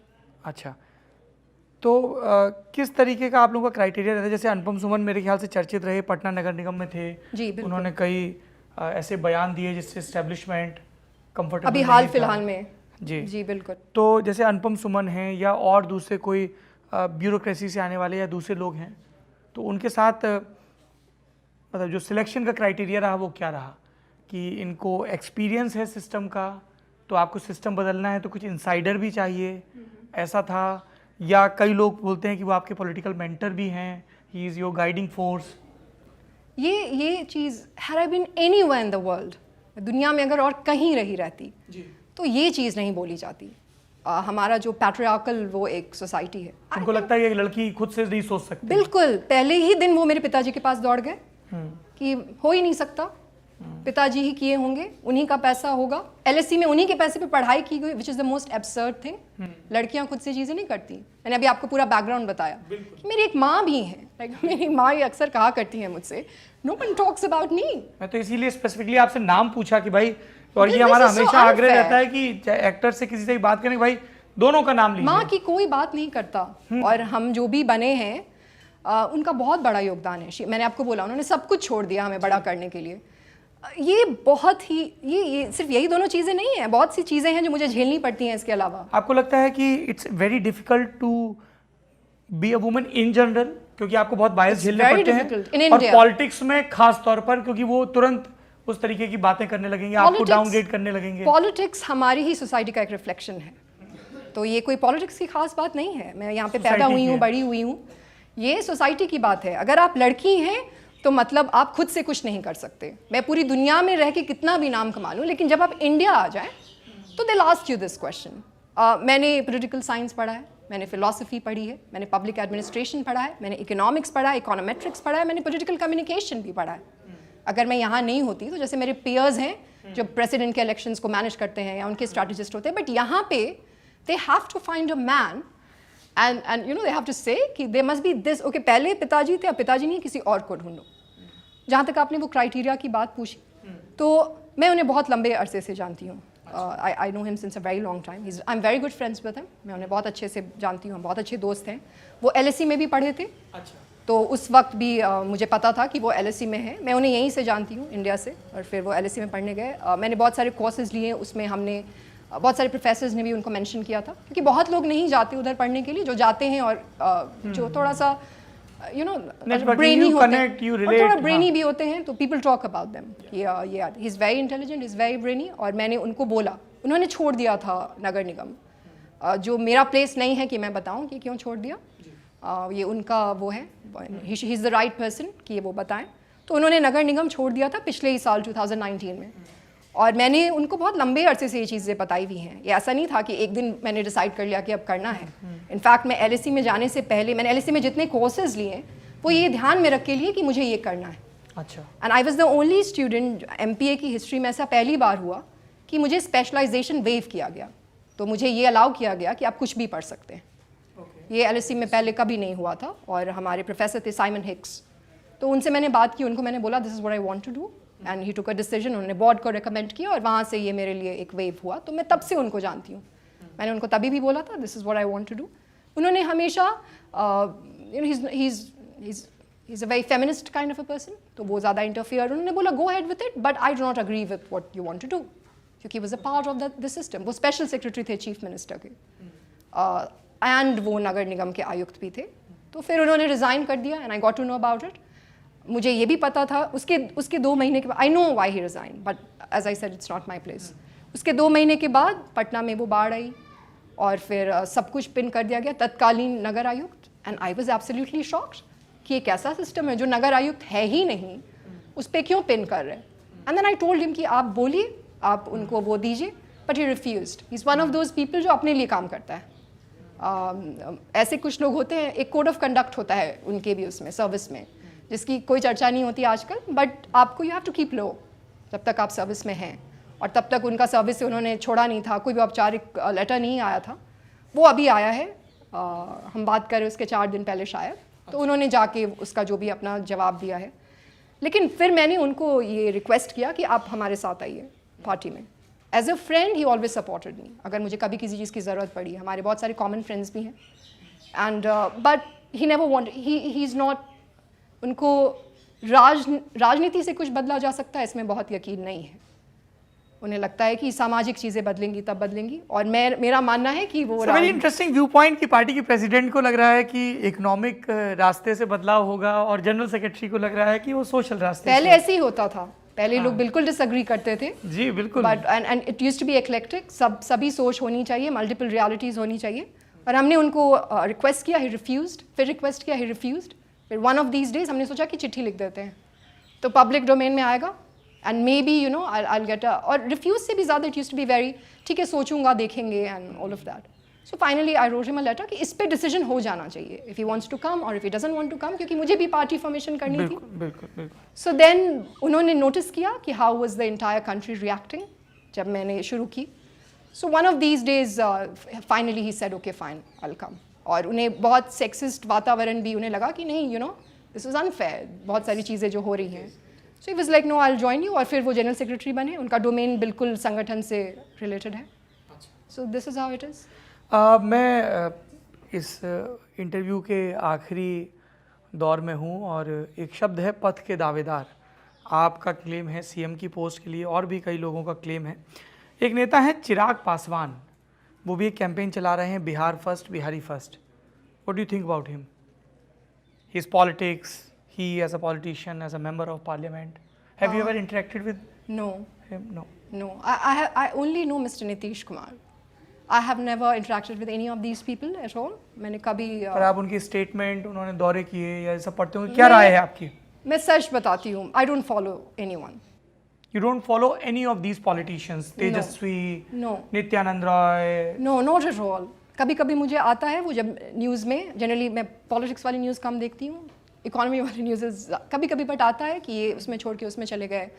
पर जो आपके पॉलिटिकल राइवल हैं उनके बारे में, उनकी क्या स्ट्रेटजी? मुझे नहीं लगता कि देखिए, मैंने बार बार ये बोला है, मेरा एजेंडा बहुत क्लियर है, ये रास्ता है। मैं अपने कार्यकर्ताओं को भी एजेंडे को अमल में लाने के लिए आपको उन पॉलिटिकल राइवल्स को हराना होगा चुनाव में। हाँ, लेकिन मुझे लगता है कि जो मेरा नैरेटिव है, जो मेरा एजेंडा है, वो इतना स्ट्रॉन्ग है कि वो काफ़ी होना चाहिए हराने के लिए। उनके नैरेटिव को काउंटर करने की आपको ज़रूरत नहीं लगती? मुझे नहीं लगता। I am just being honest. मुझे फर्स्ट ऑफ ऑल, मैंने उनके साथ कभी इंटरेक्ट नहीं किया है। I've never met him, जैसा मैंने आपको बोला, किसी के भी साथ। थोड़ी बहुत नज़र अगर रखती भी हूँ तो सरकार पे रखती हूँ कि सरकार क्या कर रही है, और नीतीश जी पे थोड़ी बहुत नज़र रखती हूँ कि अब क्या नया आया, पता चलता है दरभंगा जा रहे हैं बिस्किट बांटने, तो ये सारी चीज़ें पता चलती हैं। बट उसके अलावा I haven't taken interest in any, Pappu Yadav, not at all, Upendra I haven't Kushwaha. Followed anyone. और मैंने अपने कार्यकर्ता को भी बहुत क्लियर ये इंस्ट्रक्शंस दिया है सबको कि आप सिर्फ अपने एजेंडा पे फोकस करिए। इस चक्कर मत पड़िए कि मांझी जी कहाँ जा रहे हैं, बिल्कुल पासवान जी नहीं, कहाँ हैं, बिल्कुल नहीं, तेजस्वी कोई कहाँ। जाति कोई धर्म की बात नहीं करनी है, अपने एजेंडा पे चलना है, हमें काम से मतलब है। 10 साल मैं ये लोगों को कहती हूँ कि अपनी ज़िंदगी का 10 साल मुझे दीजिए, 10 साल सब्र रखिए, जाति और धर्म की बात मत करिए। मेरे लिए आपका ये दावा है सभी कि पुष्पम प्रिया 10 साल सीएम रहेंगी तो बिहार का कायांतरण हो जाएगा। दावा भी है, और मैं पर्सनली मैं हर जाति और धर्म का बहुत रिस्पेक्ट करती हूँ। I am a born Hindu, I am a proud Hindu, but I am not a Hindu chauvinist. मैं हर जाति धर्म का रिस्पेक्ट करती हूँ। हमारे ग्रुप में ही हर जाति धर्म के लोग हैं, और ये एक फूट डालो राज करो, ये एक चुनावी नीति रही है। चुनाव से पहले ऐसी नीति थी, क्योंकि इसका असर तो कहीं दिखता नहीं है कि कहीं ऐसे चले गए और ये पता चला कि अच्छा ये इनका टोला है और वाओ ये इतना अच्छा कर रहा है, इसका असर तो कहीं दिखता नहीं है। And people are very smart. आप you are not, I mean I am sure you are aware, but a lot of people are very very smart, उनको ये सब कुछ पता है। तो आई टेल देम कि आप अपने डेवलपमेंट के उस पर चलिए। लोगों को कहती हूँ कि मुझे 10 साल 10 साल अपना सब्र हित रखिए। समझ में आता है लोग। हाँ, 10 साल सब्र रखिए, मुझे आपको नंबर 1 बनाने दीजिए। नंबर 1 का क्या मतलब होता है? आपकी ज़िंदगी बेहतर करने दीजिए। अभी जो हम जीडीपी पर कैपिटा में सबसे पीछे हैं, उसको थोड़ी बेहतर करने दीजिए। मारे इधर उधर फिरने की जगह पे यहाँ पे आपके लिए रोज़गार लाने दीजिए, आपके पॉकेट भारी करने दीजिए। और फिर जो भी गिला शिकवा है, 10 साल के बाद मैं हट जाऊंगी बीच से और बिहार हट जाएगा, फिर लड़ते रहिएगा। This is my proposal too. 10 साल के बाद आप छोड़ देंगी पॉलिटिक्स? 10 साल मेरा टारगेट है ये जगह बदलने का, और फिर आई वर्क इन टारगेट्स कि 10 साल में मुझे बदलना है बिहार को नहीं, कंप्लीटली। फिर आपने कहा ना कि फिर मैं छोड़ दूंगी बिहार, लड़ते रहिए आपस में। मैं बिहार भी छोड़ दूंगी और आपके बीच से भी हट जाऊंगी, बट नंबर 1 बना दूंगी। मुझे 10 साल चाहिए बस। क्या फिर बिहार के बाद दिल्ली की तरफ रुख करेंगे? मैंने अभी आपको बताया कि मैंने ये भी नहीं सोचा है कि मैं इलेक्शन कहाँ से लड़ने वाली हूँ, और आप 10 साल की बात की बातें कर रहे हैं। Because you want people to believe in you कि आप एक 10 साल का रोड मैप दे रही हैं। बिल्कुल, और वो बिलीव, वो फेथ इस बात को लेके है। 5 साल में जो अभी 16 मिलियन टन जो हमारा राइस का प्रोडक्शन है, उसको मैं 80 मिलियन टन कर दूंगी, और वो 100 साल में मैं 100 मिलियन टन, 180 मिलियन टन कर दूंगी, नॉट जस्ट 100। तो ये मेरा रोड मैप है, ये एजेंडा है। And I request everyone, other दूसरे जो लोग हैं उनको भी कहती हूँ कभी कभी कि झंडा नहीं उठाना है इस बार, अपने बारे में सोचने की ज़रूरत है। अच्छा, मान लीजिए फॉर आर्ग्यूमेंट सेक, है ना, आपने मैथ्स भी पढ़ी है, स्टैटिस्टिक्स भी पढ़ी है, आप या आपके कैंडिडेट मेजॉरिटी के लिए ज़रूरी जो नंबर है 243 वो नहीं ला पाते हैं, तब क्या करेंगे? अगर आप ये पूछ रहे हैं कि गठबंधन करूंगी, नहीं, वो बिल्कुल भी नहीं। गठबंधन प्लूरल्स का भी, जब तक मैं जिंदा हूँ गठबंधन नहीं होगा। मेरे मरने के बाद हुआ तो मैं लोगों को कहना चाहूँगी छोड़ दे पार्टी, ये नहीं होगा। ये हमारी आइडियोलॉजी है, गठबंधन नहीं होगा। और मैं बिल्कुल नहीं मानती कि हम नहीं जीतेंगे। बहुत सारे लोग कहते हैं इम्प्रैक्टिकल है, कुछ लोग कहते हैं इम्पॉसिबल है। इम्पॉसिबल तो हो ही नहीं सकता। Impossible as a dictionary meaning तो उसका मतलब होता है अगर सूर्य अर्थ के चारों तरफ घूमने लगे तो दैट इज़ इम्पॉसिबल। ये इम्पॉसिबल नहीं है, हो सकता है। सीक्रेट बैलेट है, 3 लोग हैं, 15 साल आपने उनको मौका दिया, they are incompetent, they do not perform, सभी रहे हैं, देयर इज नो एक्सेप्शन। आपके शब्दों में आप जीत रही हैं, मैंने कहा अगर नहीं होता है तो फिर आप नेता विपक्ष की मैंने कभी भी बैकअप विपक्ष की, प्लूरल्स रहेगा, किसी के साथ गठबंधन नहीं होगा। मैं फिर से कह रही हूँ कि 243 जीतेंगे। ये भी लोग कहते हैं 243। Yes, I was waiting for it कि आप ये बोलोगे 243। दैट्स द टारगेट कि जीतना है। मैं वो 30 साल का जो वो एक व्यक्ति है, उन्होंने कहा था गठबंधन और बंधन से मुक्ति दिलाइए, वही है। उन्होंने कहा था, हम गए थे बेनीपुरी विलेज में, वही है। मैं ये 30 साल का जो, I don't want to use that word, but एक तरीके का कलंक है इस पास्ट 30 ईयर्स। हम क्यों सबसे पीछे हैं बिहार में? Think about it. मतलब पूरे देश में हम बिहार सबसे पीछे क्यों हैं? It's not a funny thing. Yes, it is not. It is It's a very not. tragic thing and one It's should very do tragic. introspection. और हम जब बाहर जाते हैं तो हम अच्छा करते हैं, हमारी किस्मत अच्छी हो जाती कहा है। जाता है कि बिहारी अच्छा करते हैं, बिहार अच्छा क्यों नहीं कर रहा है? और बाहर के लोग हमसे इस वजह से खफा होते हैं कि ये आके हमारे सारे जॉब्स ले लेते हैं। उसकी वजह से हमें गालियाँ भी पड़ती हैं, बच्चों को उतार उतार के मारा भी जाता है, वो भी अनफेयर है। आप अगर स्टेट के लीडर हैं और आप ही की पार्टी की सरकार किसी राज्य में है, और नहीं भी है अगर, आपकी रिस्पॉन्सिबिलिटी है, राइट? आप जो शीर्ष पे बैठे हैं, द बक स्टॉप्स देयर। हर व्यक्ति के लिए यू अकाउंटेबल, आपकी रिस्पॉन्सिबिलिटी है। और अगर वहाँ पे मारा जा रहा है और आप बैठे हैं और आप कुछ नहीं कर रहे, what is going on here? आपने शीर्ष का जिक्र किया, ये आखिरी सवाल है। देश के शीर्ष पर एक नेता हैं Narendra Modi. What do you think about him as a policy maker?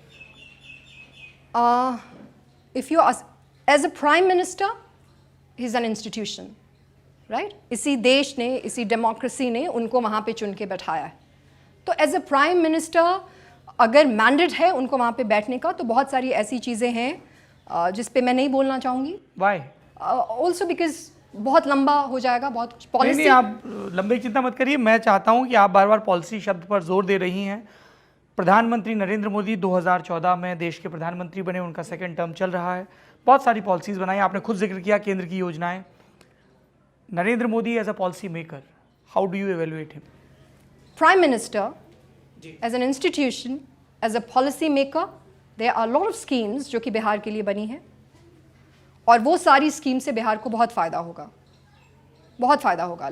मैं आपको बिल्कुल पॉलिसी मेकिंग का जवाब दे रही हूँ। यही तो बीजेपी वाले कह रहे हैं कि हमारे मोदी जी की स्कीम से बिहार को फायदा होगा तो हमको वोट दो।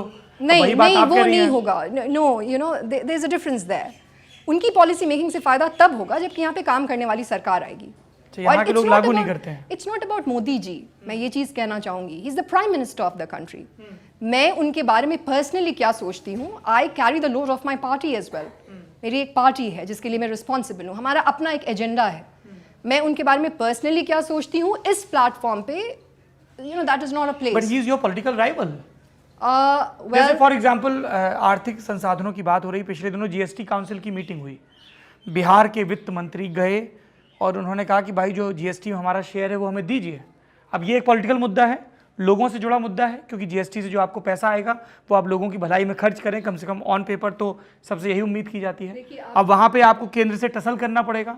तो what you think of central government?